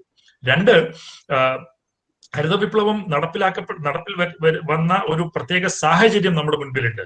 അതായത് 1957, 1964, 1965 എന്നീ വർഷങ്ങളിലൊക്കെ ഉണ്ടായിട്ടുള്ള വലിയ രൂപത്തിലുള്ള ഒരു ഡ്രൗട്ട്, അത് വലിയ രൂപത്തിലുള്ള ഭക്ഷ്യക്ഷാമത്തിന് ഇടയാക്കിയത് കൊണ്ട്, അതുപോലെ തന്നെ 65, 66 കാലഘട്ടത്തിൽ അമേരിക്കയിൽ നിന്നുള്ള ഗോതമ്പ് PL 480 നിയമമനുസരിച്ച് ഇന്ത്യയിലേക്ക് കൊണ്ടുവരണമെങ്കിൽ ഇന്ത്യയുടെ റുപ്പി ഡിപ്രീഷിയേറ്റ് ചെയ്യണം, അതിന് വാല്യൂ കുറയ്ക്കണം എന്ന് അമേരിക്ക നിർബന്ധം പിടിച്ചതിന്റെ അടിസ്ഥാനത്തിൽ ഇന്ത്യയുടെ രൂപയുടെ മൂല്യം കുറയ്ക്കേണ്ടി വരുന്ന ഒരു സ്ഥിതി 1965, 66 കാലഘട്ടത്തിൽ ഉണ്ടായി. അത് ഗോതമ്പിന്റെ കപ്പൽ ഞങ്ങൾ അയക്കില്ല എന്നുള്ള ഒരു കണ്ടീഷന്റെ പുറത്താണ് അത് ഉണ്ടായത്. അപ്പൊ അതായത് ഇന്ത്യയുടെ രാഷ്ട്രീയ സ്വാതന്ത്ര്യം അല്ലെങ്കിൽ ഒരു സോവറിനിറ്റി എന്ന് നമ്മൾ വിളിക്കുന്ന പൊളിറ്റിക്കൽ സോവറിനിറ്റി, ഫുഡ് സെക്യൂരിറ്റി ഇല്ലാതിരുന്നത് കൊണ്ട് വല്ലാതെ ബുദ്ധിമുട്ടിലായ ഒരു സ്ഥിതി. ഈ ഒരു സാഹചര്യത്തിലാണ് ഹരിത വിപ്ലവം കൊണ്ടുവരുന്നത്. എന്നാൽ ഹരിത വിപ്ലവം കൊണ്ടുവരുന്ന ഒരു സാഹചര്യം ഫോർഡ് ഫൗണ്ടേഷന്റെ റിപ്പോർട്ട് 1957 അല്ലാതെയുള്ള മറ്റു റിപ്പോർട്ടുകളുണ്ട്. ഇവയിലൊക്കെ സൂചിപ്പിച്ച ഒരു പ്രധാനപ്പെട്ട സംഗതി, നിലവിലുള്ള സാമൂഹ്യ സാമ്പത്തിക സ്ഥിതിയെ ഒരു പരിധിയിൽ കൂടുതൽ അട്ടിമറിക്കാതെ വേണം പുതിയ ടെക്നോളജി കൊണ്ടുവരികയും പുതിയ ടെക്നോളജിയെ ബെറ്റിംഗ് ഓൺ ദ ബെസ്റ്റ്, അതായത് എവിടെ അപ്ലൈ ചെയ്താലാണോ ഏറ്റവും കൂടുതൽ ഗുണം ഏറ്റവും കുറവ് സമയത്തിനുള്ളിൽ നമുക്ക് കിട്ടാൻ സാധിക്കുന്നത് അവിടെ ഈ സാങ്കേതിക വിജ്ഞാനം അപ്ലൈ ചെയ്യണം എന്നുള്ള ഒരു നിർദ്ദേശത്തിന്റെ അടിസ്ഥാനത്തിലാണ് ഓൾറെഡി ജലസേചന സൗകര്യങ്ങൾ അവൈലബിൾ ആയിരുന്ന പഞ്ചാബ്, ഹരിയാന, വെസ്റ്റേൺ ഉത്തർപ്രദേശ് തുടങ്ങിയ സംസ്ഥാനങ്ങളിലെ ചില പ്രദേശങ്ങളിൽ ഈ വിത്തിനങ്ങളുടെ വലിയ രൂപത്തിലുള്ള അഡോപ്ഷൻ ഉണ്ടായത്. ഹരിത വിപ്ലവം കഴിഞ്ഞുണ്ടായിട്ടുള്ള അഡീഷണൽ ആയിട്ടുള്ള ഫുഡ് പ്രൊഡക്ഷന്റെ തോതെടുത്ത് നോക്കിക്കഴിഞ്ഞാൽ ഏകദേശം 66% അഡീഷണൽ ഫുഡ് ഗ്രെയിൻ പ്രൊഡക്ഷൻ എന്ന് പറയുന്നത് ഈ 3 പ്രദേശങ്ങളിൽ നിന്ന് വന്നിട്ടുള്ളതാണ്: പഞ്ചാബ്, ഹരിയാന, വെസ്റ്റേൺ ഉത്തർപ്രദേശ്. മറ്റു പ്രദേശങ്ങൾ മാറ്റി നിർത്തപ്പെട്ടു. അപ്പോൾ രണ്ടാമത്തെ ബയസ് എന്ന് പറയുന്നത്, ഒന്നാമത്തെ bias crop bias, rice and wheat. രണ്ടാമത്തെ ബയസ് റീജിയണൽ ബയസ്, അതായത് ജലസേചന സൗകര്യം ലഭ്യമായ ചില സംസ്ഥാനങ്ങളിൽ മാത്രമാണ് ഇത് നടപ്പിൽ വരുത്തപ്പെട്ടത്. മൂന്നാമത്തത് ബയസ്ഡ് അക്രോസ് ക്ലാസസ്, വർഗങ്ങൾ, അതായത് ഈ പുതിയ ടെക്നോളജിയിൽ ഇൻവെസ്റ്റ് ചെയ്യാൻ കഴിയുന്ന, അതിന് ശേമുഷിയുള്ള കർഷകർ എന്ന് പറയുന്നത് അന്ന് നമ്മൾ കേരളത്തിൽ പണ്ട് ജന്മി എന്ന് വിളിച്ചിരുന്ന ഒരു വർഗത്തിലെ പ്രതിനിധികളായിരുന്നു മറ്റ് പ്രദേശങ്ങളിൽ ഈ ഹരിത വിപ്ലവത്തിന് നേതൃത്വം നൽകിയത്. അതുകൊണ്ട് തന്നെ കൂടുതലും അതിന്റെ ലാഭവുമായിട്ട് ബന്ധപ്പെട്ടിട്ടുള്ള കൂടുതൽ ഗുണങ്ങൾ കിട്ടിയത് ഈ വർഗങ്ങൾക്കാണ്. അതുകൊണ്ടാണ് ഗ്രീൻ റെവല്യൂഷൻ എന്ന് പറയുന്നത്, ഹരിത വിപ്ലവം എന്ന് പറയുന്നത് വർഗം, വിള, അതുപോലെ തന്നെ പ്രദേശം എന്നീ 3 തലങ്ങളിലായി അതിന്റെ ബയസ്, അതിന്റെ ഒരു ഇംബാലൻസ് കിടക്കുന്നു എന്ന് നമ്മൾ വിലയിരുത്തിയിട്ടുള്ളത്. അതിൽ യാതൊരു തർക്കവും എനിക്കില്ല. ഡോക്ടർ രഞ്ജിത് കുമാർ പറഞ്ഞത് വളരെ ശരിയാണ്. പക്ഷേ അതിനോടൊപ്പം ഞാൻ പറയുന്ന ഒരു സംഗതി എന്ന് പറയുന്നത്, ആ സാങ്കേതിക വിജ്ഞാനം, ഈ ഹരിത വിപ്ലവത്തിന്റെ ഭാഗമായിട്ട് വന്നിട്ടുള്ള ഇന്റൻസീവ് അഗ്രികൾച്ചറിന്റെ സാങ്കേതിക വിജ്ഞാനം ഇല്ലായിരുന്നുവെങ്കിൽ നമുക്ക് എക്സ്റ്റെൻസീവ് അഗ്രികൾച്ചറിലേക്ക് പോകേണ്ടി വന്നേനെ. എക്സ്റ്റെൻസീവ് അഗ്രികൾച്ചറിലേക്ക് പോകുക എന്ന് പറഞ്ഞു കഴിഞ്ഞാൽ നമ്മൾ കാലാകാലങ്ങളായി തുടർന്നു വന്നിട്ടുള്ള, അതായത് ഹരിത വിപ്ലവത്തിന് മുൻപ് തുടർന്നു വന്നിട്ടുള്ള പ്രതിഭാസം, അതായത് നമുക്ക് കൂടുതൽ ധാന്യങ്ങൾ ആവശ്യമുണ്ടെങ്കിൽ കാട് വെട്ടിത്തെളിച്ചുകൊണ്ട് അവിടെ നമുക്ക് പുതിയ കൃഷി ഇറക്കാം എന്ന രീതിയിലുള്ള എക്സ്റ്റെൻസീവ് അഗ്രികൾച്ചർ ടെക്നോളജിയിൽ രീതിയിൽ ബേസ് ചെയ്തിട്ടുള്ളതായിരുന്നു ഹരിത വിപ്ലവത്തിന് മുൻപുണ്ടായിട്ടുള്ള കാർഷിക വികസനം. എന്നാൽ ഹരിത വിപ്ലവം നമുക്ക് ഉണ്ടാക്കി തന്നത് ആ വനം വെട്ടിത്തെളിക്കാതെ ഇന്റൻസീവ് അഗ്രികൾച്ചറൽ പ്രൊഡക്ഷന് വേണ്ടിയിട്ടുള്ള സാധ്യതകൾ തുറന്നിടുകയാണ് ഹരിത വിപ്ലവം ചെയ്തത്. അത്തരത്തിലാണ് ഞാൻ ഹരിത വിപ്ലവം അങ്ങേയറ്റം പരിസ്ഥിതി സൗഹൃദമായിട്ടുള്ള ഒരു സാങ്കേതിക വികാസമായിരുന്നു എന്ന് ഞാൻ വിലയിരുത്തുന്നത്. അതിൽ യാതൊരു തർക്കവും എന്നെ സംബന്ധിച്ചിടത്തോളം ഇല്ല. വിയോജിപ്പ് ഉണ്ടാവാം, അത് പക്ഷെ ഞാൻ എന്റെ വിശ്വാസമാണ് ഞാൻ ഇവിടെ അഭിപ്രായമാണ് ഞാൻ പറഞ്ഞത്. പക്ഷെ അദ്ദേഹം സൂചിപ്പിച്ച മറ്റ് അഭിപ്രായങ്ങളോട് എനിക്ക് പരിപൂർണമായിട്ടുള്ള യോജിപ്പുമുണ്ട്. ഡോക്ടർ ജയരാജ് ഇവിടെ സൂചിപ്പിച്ചിട്ടുള്ള മറ്റൊരു സംഗതി, how PACS can be guided to explore the potential of establishing Grameen Mall with premium products under Subiksha Keраlam. Yes, പ്രാഥമിക സഹകരണ സംഘങ്ങൾക്ക് കേരളത്തിന്റെ സാഹചര്യത്തിൽ സുഭിക്ഷ കേരളം പരിപാടിയിൽ ഇടപെടാനും അത് കൂടുതൽ വേഗത്തിൽ നടപ്പിൽ വരുത്താനും കൂടുതൽ ഗുണങ്ങൾ കർഷകരിൽ എത്തിക്കാനും വലിയൊരു പങ്ക് വഹിക്കാൻ കഴിയുമെന്ന് വിശ്വസിക്കുന്ന ഒരാളാണ് ഞാൻ. ഈ പാക്സ് എന്ന് പറയുന്നത് നമ്മൾ ക്രെഡിറ്റ് മേഖലയിൽ മാത്രമാണ് നമുക്ക് അതിന്റെ വളർച്ച കൈവരിക്കാൻ സാധിച്ചിട്ടുള്ളത്. അത് പോരാ, അതിൽ നിന്നും അപ്സ്കെയിൽ ചെയ്തുകൊണ്ട് പ്രൊഡക്ഷൻ മാർക്കറ്റിംഗ് മേഖലകളിലേക്ക് കൂടി ആരതി ഇവിടെ സൂചിപ്പിച്ച മനോഹരമായിട്ടുള്ള ഉദാഹരണങ്ങൾ നമ്മുടെ മുൻപിലുണ്ട്. ആ ഉദാഹരണങ്ങൾ നമ്മളോട് കാണിക്കുന്നത് ഈ പാക്സിന്റെ പൊട്ടൻഷ്യലാണ്. ആ പൊട്ടൻഷ്യൽ കേരളത്തിന്റെ പ്രത്യേക സാമൂഹ്യ രാഷ്ട്രീയ സാമ്പത്തിക സാഹചര്യത്തിൽ നമുക്ക് മറ്റ് സംസ്ഥാനങ്ങളെക്കാൾ മെച്ചപ്പെട്ട രീതിയിൽ ഉപയോഗിക്കാനും കഴിയും. അത് ഉപയോഗപ്പെടുത്താനായിട്ട് അതിനനുസൃതമായിട്ടുള്ള നയങ്ങൾ നമുക്കിവിടെ രൂപപ്പെടുത്തേണ്ടതുണ്ട് എന്നുള്ള കാര്യത്തിൽ എനിക്ക് സംശയമില്ല. Where can farmers get highest value for non-perishable products like spices? Is it available at nearest points? അത് ഞാൻ ആരതിക്ക് വിടുന്നു. ആ വിഷയങ്ങൾ ആരതിയുടെ ഏരിയയാണ്. ഇതാണ് പ്രധാനപ്പെട്ട ചോദ്യങ്ങളായിട്ട് ഉയർന്നു വന്നിട്ടുള്ളത്. ഷീബ ഇതിനിടയ്ക്ക് ഉന്നയിച്ചിട്ടുള്ള ഒരു വിഷയം എന്ന് പറയുന്നത് ഈ Punjab, Haryana, western U P പ്രദേശങ്ങളിലെ വലിയ തോതിലുള്ള കാർഷിക വളർച്ച കാരണമാണ് ആ വളർച്ച ഉണ്ടാവാത്ത, അതായത് ജോഗ്രഫിക്കലി ഇംബാലൻസ്ഡ് എന്ന് ഞാൻ പറഞ്ഞ ബീഹാർ, ഒറീസ, ജാർഖണ്ഡ് തുടങ്ങിയ മേഖലകളിൽ നിന്നും ഇന്നും വലിയ തോതിൽ കർഷക തൊഴിലാളികൾ പലായനം ചെയ്തുകൊണ്ട്, മൈഗ്രേറ്റ് ചെയ്തുകൊണ്ട് പഞ്ചാബ്, ഹരിയാന, വെസ്റ്റേൺ ഉത്തർപ്രദേശ് മേഖലകളിലെ കാർഷിക അഗ്രികൾച്ചറൽ ഓപ്പറേഷൻസ് നിർവഹിക്കുന്നതിന് വേണ്ടിയിട്ട് അവരിൽ വലിയ തോതിലുള്ള ഡിപ്പെൻഡൻസി അവിടെയുണ്ട്. ഇപ്പോ COVID-19 ലോക്ക്ഡൌൺ ഉണ്ടായപ്പോൾ അവിടുത്തെ തൊഴിലാളികൾക്ക് പഞ്ചാബിലേക്ക് കടക്കാൻ പറ്റാത്ത സ്ഥിതി ഉണ്ടായി. അങ്ങനെ പഞ്ചാബിൽ വലിയ തോതിൽ അവിടുത്തെ റബിയുടെ ഹാർവെസ്റ്റ് നടത്താൻ കഴിയാത്ത ഒരു സ്ഥിതി അവിടെ ഉണ്ടായി. അങ്ങനെ അവസാനം ഉണ്ടായതെന്ന് വെച്ച് കഴിഞ്ഞാല് പഞ്ചാബിൽ നിന്നും വലിയ കർഷകർ ബസ് എടുത്തു പോയി, വലിയ 2-3 ബസ്സൊക്കെ എടുത്ത് ബീഹാർ, ഒറീസ, ജാർഖണ്ഡ് സംസ്ഥാനങ്ങളിലേക്ക് പോയി അവിടെ കർഷക തൊഴിലാളികളുടെ ഗ്രാമങ്ങളിൽ പോയി അവരെ ബസ്സിൽ കയറ്റി കൊണ്ടുവന്ന് ഹാർവെസ്റ്റ് ചെയ്യുന്ന സ്ഥിതി നമ്മൾ കണ്ടതാണ്. അതിനർത്ഥം എന്ന് പറഞ്ഞാൽ ഇത് നമ്മുടെ ജിയോഗ്രഫിക്കൽ ആയിട്ടുള്ള ഒരു ഇംബാലൻസ് കൂടിയാണ് അത് കാണിക്കുന്നത്. അവിടെ ശിവ പറഞ്ഞതിനോട് ഞാൻ പൂർണ്ണമായിട്ടും യോജിക്കുകയാണ്. നന്ദി. നന്ദി രാംകുമാർ. ഈ ആരതിക്ക് വന്നിട്ടുള്ള സംശയങ്ങൾക്ക് ചുരുങ്ങിയ വാക്കുകളിൽ മറുപടി പറയുക. സംസാരിക്കാനുണ്ട്. സ്റ്റേറ്റ് മാർക്കറ്റിംഗ് ഇഫ്കോയുടെ സ്റ്റേറ്റ് മാർക്കറ്റിംഗ് മാനേജർ റെപ്രസെന്റ് ചെയ്ത് ശ്രീ രാകേഷ് ഉണ്ട്. അദ്ദേഹം ഇഫ്കോയെ കുറിച്ച് 2 വാക്ക് സംസാരിക്കും. ആദ്യം ആരതിയെ മറുപടി പറയാൻ ശ്രമിക്കും. ഓക്കെ, ഞാൻ 2 ചോദ്യങ്ങൾക്ക് ഉത്തരം പറയാൻ ആഗ്രഹിക്കുന്നു. ഒന്ന്, നോൺ പെരിഷബിൾ പ്രോഡക്റ്റ് ആയ സ്പൈസസിന് എവിടെയാണ് ഹയസ്റ്റ് വാല്യൂ കിട്ടുക എന്നുള്ളതാണ്. ഏറ്റവും കൂടുതൽ വാല്യൂ നമ്മുടെ സ്പൈസസിന് കിട്ടുന്നത് എക്സ്പോർട്ട് മാർക്കറ്റിൽ നിന്നാണ്. പക്ഷേ എക്സ്പോർട്ട് മാർക്കറ്റ് വരെ ഫാമേഴ്സിന് എത്താൻ പറ്റുന്നില്ല എന്നുള്ളതാണ് ഏറ്റവും വലിയ പ്രശ്നം. എക്സ്പോർട്ട് മാർക്കറ്റിൽ എത്താൻ പറ്റാത്തതിന്റെ റീസൺ നേരത്തെ ഇവിടെ എല്ലാവരും സൂചിപ്പിച്ചതുപോലെ തന്നെ ക്വാളിറ്റി സ്റ്റാൻഡേർഡ്സ് മീറ്റ് ചെയ്യുന്നില്ല എന്നുള്ളതാണ്. എക്സ്പോർട്ട് മാർക്കറ്റിന്റെ ആദ്യത്തെ കാര്യം തന്നെ ക്വാളിറ്റി സ്റ്റാൻഡേർഡ്സ് കൃത്യമായി മീറ്റ് ചെയ്യുക എന്നുള്ളതാണ്. അതിന് ഈ പല സയന്റിസ്റ്റുകളോട്, പല ശാസ്ത്രജ്ഞന്മാരോട് സംസാരിക്കുമ്പോൾ എല്ലാവരും പറയുന്ന കാര്യം ശരിക്കും ഈ ഗുഡ് അഗ്രികൾച്ചറൽ പ്രാക്ടീസസ് ഡെവലപ്പ് ചെയ്ത് വെച്ചിട്ടുണ്ടെങ്കിലും അതൊരിക്കലും കർഷകനിലേക്ക് എത്തിക്കാൻ പറ്റുന്നില്ല. അപ്പൊ ആദ്യം ചെയ്യേണ്ടത് ഗ്യാപ്പ് പ്രാക്ടീസസിലുള്ള പ്രോഡക്ട്സ് ഉണ്ടാക്കി അത് മാർക്കറ്റ് ചെയ്യുക എന്നുള്ളതാണ്. ഫാർമർ എക്സ്പോർട്ടർ ലിങ്കേജ് ഡയറക്റ്റ് ആയിട്ട് കേരളത്തിൽ ഇല്ല. നമ്മൾ ഫ്രൂട്ട്സ് ആൻഡ് വെജിറ്റബിൾസിന്റെ കാര്യത്തിൽ VFPCK തന്നെ ഒരുപാട് വട്ടം ഡയറക്ട്ലി എക്സ്പോർട്ടറുമായിട്ട് ലിങ്ക് ചെയ്യാൻ പറ്റുമോ എന്നുള്ളത് ശ്രമിച്ചു. അപ്പൊ എക്സ്പോർട്ടേഴ്സിന്റെ ഒക്കെ പ്രശ്നം ഈ ക്വാളിറ്റി പ്രോഡക്റ്റ് കിട്ടുക എന്നുള്ളത് അവർക്ക് വളരെ പ്രധാനമാണ്. ഇപ്പൊ ഈ സ്പൈസസിലെ തന്നെ പല ഈസ്റ്റേൺ പോലുള്ള പല കമ്പനീസ് അവർക്ക് പല രീതിയിലും റിജക്ഷൻസ് വരുമ്പോൾ ഈ ക്വാളിറ്റി പ്രോഡക്റ്റ് കൊടുക്കാൻ പറ്റാത്ത ഫാമേഴ്സുമായിട്ടാണ് അവർക്ക് ലിങ്കേജ് വരുന്നത്. അപ്പൊ അതിനകത്ത് ആദ്യം ചെയ്യേണ്ടത് ഈ ഗ്യാപ് പ്രാക്ടീസസ് കൃത്യമായിട്ട് ഫാമേഴ്സിന്റെ അടുത്ത് എത്തിക്കഴിഞ്ഞാൽ അവർ അതിനനുസരിച്ച് കൃഷി ചെയ്യുകയും അങ്ങനെ ചെയ്തു കഴിഞ്ഞാൽ നേരിട്ട് ഫാർമർ എക്സ്പോർട്ടർ ലിങ്കേജ് ഉണ്ടാവുന്നു.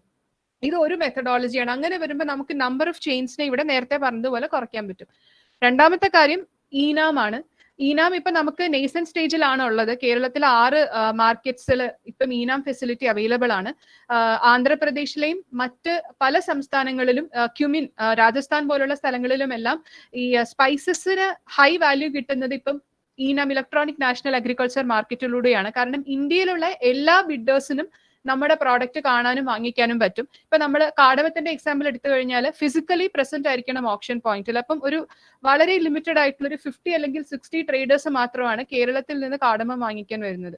പക്ഷേ ഈനാം ഇലക്ട്രോണിക് നാഷണൽ അഗ്രികൾച്ചർ മാർക്കറ്റിൽ പോയി കഴിഞ്ഞാൽ ഒരുപാട് ട്രേഡേഴ്സിനെ നമുക്ക് അവൈലബിൾ ആണ്. അപ്പം ഈ പ്ലാറ്റ്ഫോം മേ ബി കുറച്ചുകൂടി ഒരു ഹയർ വാല്യൂ കിട്ടാനായിട്ട് കർഷകന് എളുപ്പമായിരിക്കും. രണ്ടാമത്തെ കാര്യം ചോദിച്ചിരിക്കുന്നത് ഗായത്രിയാണ്. ഗായത്രി ചോദിച്ച ചോദ്യം സ്റ്റാൻഡേർഡൈസേഷൻ എങ്ങനെയാണ് വെജിറ്റബിൾസ് അല്ലെങ്കിൽ പോസിബിൾ ആവുന്നത് എന്നുള്ളത്. ശരിക്കും ഇതും വളരെ ടെക്നിക്കൽ ആയിട്ടൊരു മേഖലയാണ്. ഇപ്പം ഈ ഈനാം പ്ലാറ്റ്ഫോമിനകത്ത് തന്നെ നമ്മൾ നോക്കിക്കഴിഞ്ഞാൽ ക്വാളിറ്റി പാരാമീറ്റേഴ്സ് പല പ്രോഡക്റ്റിന്റെ കേസിലും എസ്പെഷ്യലി ഓൺ ഫിസിക്കൽ പാരാമീറ്റേഴ്സ് പല പ്രോഡക്റ്റിന്റെ കേസിലും നമുക്ക് കാണാൻ പറ്റും. അതിനകത്ത് വെജിറ്റബിൾസ് ഉണ്ട്, ബിറ്റർ ഗോഡ് ഉണ്ട്, കുക്യുംബർ ഉണ്ട്, സ്നേക്ക് ഗോഡ് ഉണ്ട്. പല പ്രോഡക്റ്റിനും ക്വാളിറ്റി പാരാമീറ്റേഴ്സ് ഓൾറെഡി ഡിസൈൻ ചെയ്തിട്ടുണ്ട്.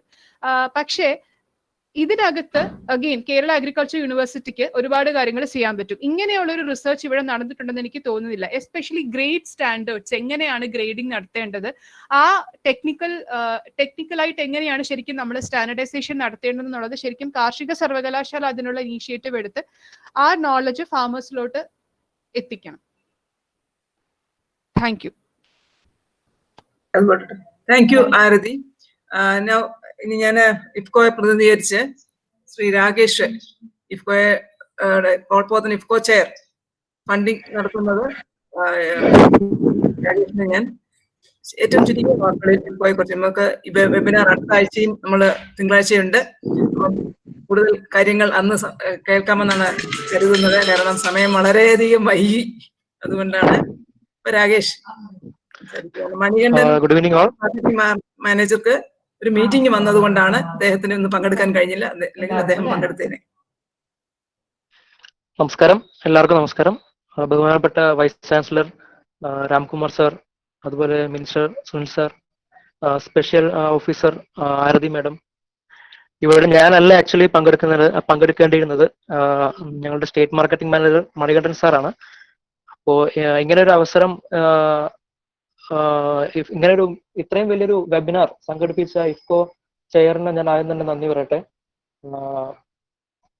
ഇപ്പൊ നമ്മളിപ്പോ സുനിൽകുമാർ സാർ ആയാലും രാംകുമാർ സാർ ആയാലും അതുപോലെ തന്നെ വൈസ് ചാൻസലർ എല്ലാവരും കോപ്പറേറ്റീവ് സെക്ടറും അതുപോലെ തന്നെ അതിന്റെ സസ്റ്റൈനബിൾ അഗ്രികൾച്ചറിനെ കുറിച്ചാണ് എല്ലാം കൂടി സംസാരിച്ചുകൊണ്ടിരുന്നത്. അപ്പോൾ ഇഫ്കോ എന്ന് പറയുന്നത് ഇന്ത്യയിലെ നമ്പർ 1 കോപ്പറേറ്റീവ് ആണ്. എങ്ങനെയാണ് അത് ഫാർമേഴ്സിന് ബെനിഫിറ്റ് കൊടുക്കുന്നത് എന്നുള്ള കുറച്ച് കാര്യങ്ങൾ മാത്രമേ ഞാനിവിടെ ഡിസ്കസ് ചെയ്യുന്നുള്ളൂ. ഇഫ്കോ 1967 57 സഹകരണ സൊസൈറ്റികളുമായി രൂപപ്പെട്ട ഒരു മൾട്ടി കോപ്പറേറ്റീവ് സൊസൈറ്റിയാണ്. പക്ഷെ ഇന്ന് അത് 36,000 സൊസൈറ്റീസോടുകൂടി അത് വലിയൊരു പ്രസ്ഥാനമായി മാറിയിട്ടുണ്ട്. ഇപ്പോൾ ഇഫ്കോ ബേസിക്കലി ഒരു ഫെർട്ടിലൈസർ മാനുഫാക്ചറിങ് കമ്പനിയാണ്. അതായത് ഇപ്പോൾ നമ്മളുടെ ഇത്ര ഒരു സെനേറിയോ നോക്കുകയാണെങ്കിൽ നമ്മുടെ മാർക്കറ്റിംഗ് ഫീൽഡ്, ഞാനൊരു മാർക്കറ്റിംഗ് സ്റ്റാഫാണ്. അതായത് ഞാൻ ഫീൽഡിൽ പോകുമ്പോൾ ഒരുപാട് പ്രൈവറ്റ് എന്റർപ്രൈസസ് അരങ്ങു വാഴുന്നൊരു രീതിയാണ്. അവര് മാക്സിമം ഭയങ്കര വിലയിൽ ഫാർമേഴ്സിനെ ചൂഷണം ചെയ്യുന്നൊരു രീതിയാണ് ഞാൻ കണ്ടിട്ടുള്ളത്. അപ്പോൾ ഇഫ്കോയെ സംബന്ധിച്ചിടത്തോളം അതിന്റെ വിഷൻ എന്ന് പറയുന്നത് ഫാർമേഴ്സിന് ടൈമിലി സപ്ലൈ ചെയ്യുക, അതുപോലെ തന്നെ ക്വാളിറ്റി പ്രൊഡ്യൂസ് സപ്ലൈ ചെയ്യുക, അതുപോലെ കോസ്റ്റ് എഫക്റ്റീവ് ആയിട്ടുള്ള ചീപ്പ് ഫെർട്ടിലൈസേഴ്സ് സപ്ലൈ ചെയ്യുക.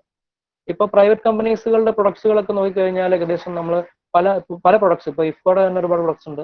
സബ്സിഡൈസ്ഡ് ഫെർട്ടിലൈസേഴ്സ് ഉണ്ട്, അല്ലാത്തത് വാട്ടർ സോളബിൾ ഫെർട്ടിലൈസേഴ്സ് ഒക്കെ വെരി ഹൈ വിലയായിരിക്കും നമുക്ക് പിന്നെ ഫാർമേഴ്സിലേക്ക് എത്തുമ്പോൾ, at last dealer point through എത്തുമ്പോൾ ഫാർമേഴ്സിന് ആക്കേണ്ടി വരുന്നത്. പക്ഷെ ഇഫ്കോ നമ്മളെ സഹകരണ സൊസൈറ്റീസിന് പ്രധാനപ്പെട്ട ഒരു ഇമ്പോർട്ടൻസ് പറഞ്ഞാൽ അവർ അത്രയും മാർജിൻ ഓറിയന്റഡ് ആയിട്ടുള്ള ഒരു രീതി അല്ല അവർ അവലംബിക്കുന്നത്. അതുകൊണ്ട് തന്നെ ഫാർമേഴ്സിന് കുറഞ്ഞ വിലയിൽ നല്ല ക്വാളിറ്റി പ്രൊഡ്യൂസ് എത്തിക്കാൻ സൊസൈറ്റീസ് ത്രൂ നമുക്ക് ഇഫ്കോയ്ക്ക് സാധിക്കുന്നുണ്ട്.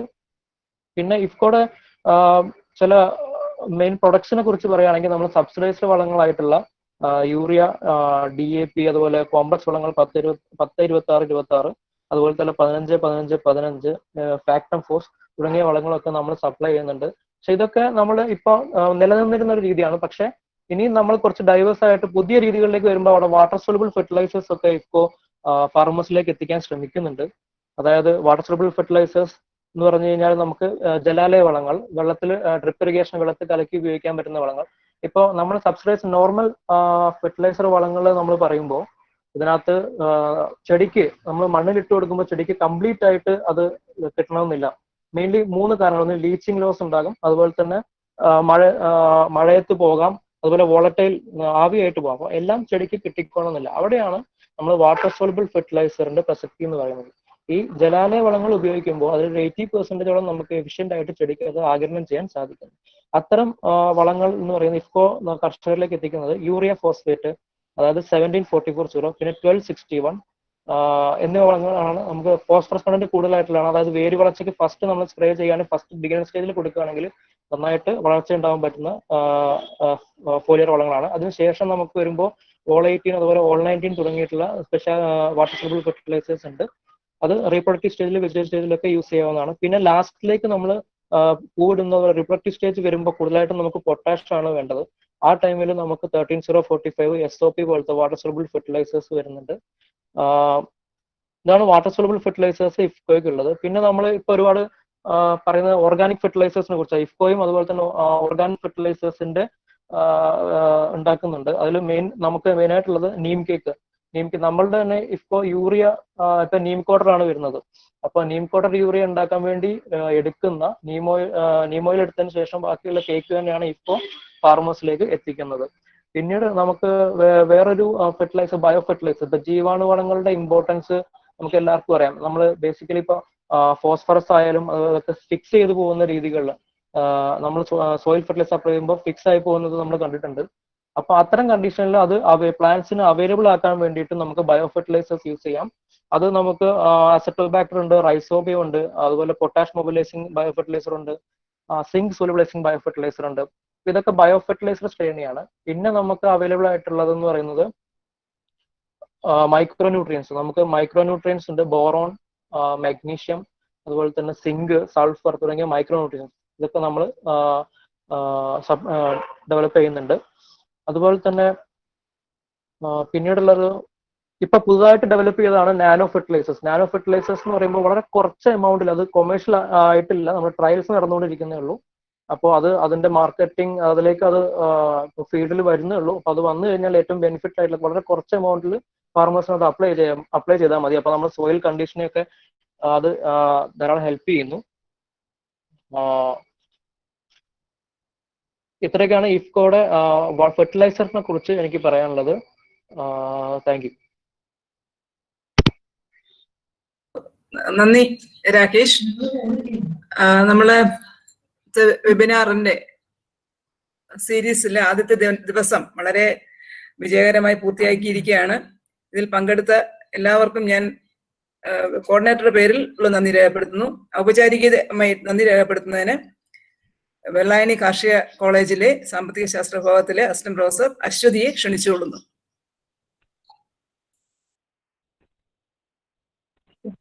അശ്വതി. നമസ്കാരം. മാഡം കേൾക്കാമോ? മാഡം കേൾക്കാമോ? ഓക്കെ. ബഹുമാന്യര്, കേരള കാർഷിക സർവകലാശാലയുടെ കാർഷിക സാമ്പത്തിക വിഭാഗത്തിലെ ഇഫ്കോ ചെയറിന്റെ ആഭിമുഖ്യത്തിൽ നടക്കുന്ന ഭക്ഷ്യസുരക്ഷയും സഹകരണ സ്ഥാപനങ്ങളും എന്ന വെബിനാർ സീരീസിന്റെ ആദ്യ ദിനമാണ് ഇന്നിവിടെ പൂർണ്ണമാകുന്നത്. ഈ വേളയിൽ ഈ വെബിനാറിന്റെ ഉദ്ഘാടനം നിർവഹിക്കുകയും വെബിനാറിന് വേണ്ടി അർത്ഥപൂർണമായ ഒരു പ്രഭാഷണം നടത്തുകയും ചെയ്ത ബഹുമാനപ്പെട്ട കാർഷിക വികസന കർഷകക്ഷേമ വകുപ്പ് മന്ത്രി ശ്രീ VS സുനിൽകുമാർ അവർക്ക് കാർഷിക സർവകലാശാലയുടെ പേരിലും ഇഫ്കോ ചെയറിന്റെ പേരിലും ആദരപൂർവ്വം നന്ദി രേഖപ്പെടുത്തുന്നു. പേട്രൻസ് അഡ്രസ് നൽകിയ ബഹുമാനപ്പെട്ട vice chancellor doctor R Chandrababu അവർക്ക് സ്നേഹാദരപൂർവ്വം നന്ദി രേഖപ്പെടുത്തുന്നു. Thank you sir. ഭക്ഷ്യസുരക്ഷയും സഹകരണ സ്ഥാപനങ്ങളും എന്ന മുഖ്യ വിഷയത്തെ ആസ്പദമാക്കി പ്രഭാഷണങ്ങൾ അവതരിപ്പിച്ച ആസൂത്രണ ബോർഡ് അംഗം ശ്രീ ആർ രാംകുമാർ അവർകൾ, WTO cell special officer Shrimati Arathi LR, പ്രതിനിധീകരിച്ച് സംസാരിച്ച ശ്രീ രാകേഷ് എന്നിവർക്ക് സ്നേഹാദരപൂർവ്വം കാർഷിക സർവകലാശാലയുടെ പേരിലും ഈ ചാനലിലും നന്ദി രേഖപ്പെടുത്തുന്നു. Planning board agri chief Shri Nagesh അവർകൾ അത്യാവശ്യമായി ഔദ്യോഗിക മീറ്റിംഗ് ഉള്ളതിനാൽ പ്രഭാഷണത്തിൽ പങ്കെടുക്കാൻ സാധിച്ചിട്ടില്ല. അദ്ദേഹത്തിനും കാർഷിക സർവകലാശാലയുടെ പേരിലും IFFCO ചെയറിന്റെ പേരിലും നന്ദി രേഖപ്പെടുത്തുന്നു. ഇതുകൂടാതെ ഈ വെബിനാറിൽ പങ്കെടുത്ത കൃഷി വകുപ്പ് ഉദ്യോഗസ്ഥർ, സഹകരണ വകുപ്പ് ഉദ്യോഗസ്ഥർ, സർവീസ് സഹകരണ ബാങ്ക് പ്രതിനിധികൾ, കാർഷിക സർവകലാശാലയിലെ ശാസ്ത്രജ്ഞർ, അധ്യാപകർ, അനധ്യാപകർ, വിദ്യാർത്ഥികൾ എന്നിവർക്കും നന്ദി രേഖപ്പെടുത്തുന്നു.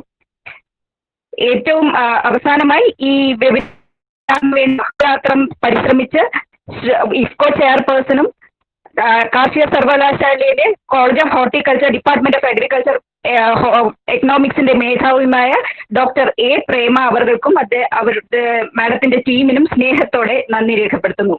ഈ വെബിനാറിനായി പ്രത്യക്ഷമായും പരോക്ഷമായും സഹകരിച്ച എല്ലാവർക്കും ഒരിക്കൽ കൂടി നന്ദി രേഖപ്പെടുത്തിക്കൊണ്ട് എന്റെ വാക്കുകൾ നിർത്തുന്നു. നമസ്കാരം. എല്ലാവർക്കും നന്ദി. ഇത് വെബിനാറിന്റെ രണ്ടാമത്തെ ദിനം. നമ്മൾ തിങ്കളാഴ്ച 24-ാം തീയതി 2 മണിക്കുണ്ട്. അത് ബഹുമാനപ്പെട്ട സഹകരണ വകുപ്പ് മന്ത്രി കടകംപള്ളി സുരേന്ദ്രനാണ് ഉദ്ഘാടനം ചെയ്യുന്നത്. ബാക്കി അതിനോടനുബന്ധിച്ച് കാർഷിക മേഖലയേക്കാൾ കൂടുതലായി ബാങ്കിങ് മേഖലയുമായി ബന്ധപ്പെട്ട് കേരള ബാങ്ക്, നബാർഡ്, അതുപോലെ തന്നെ NDDB മുൻ ചെയർമാൻ എന്നിവർ അതിൽ സംസാരിക്കുന്നതാണ്.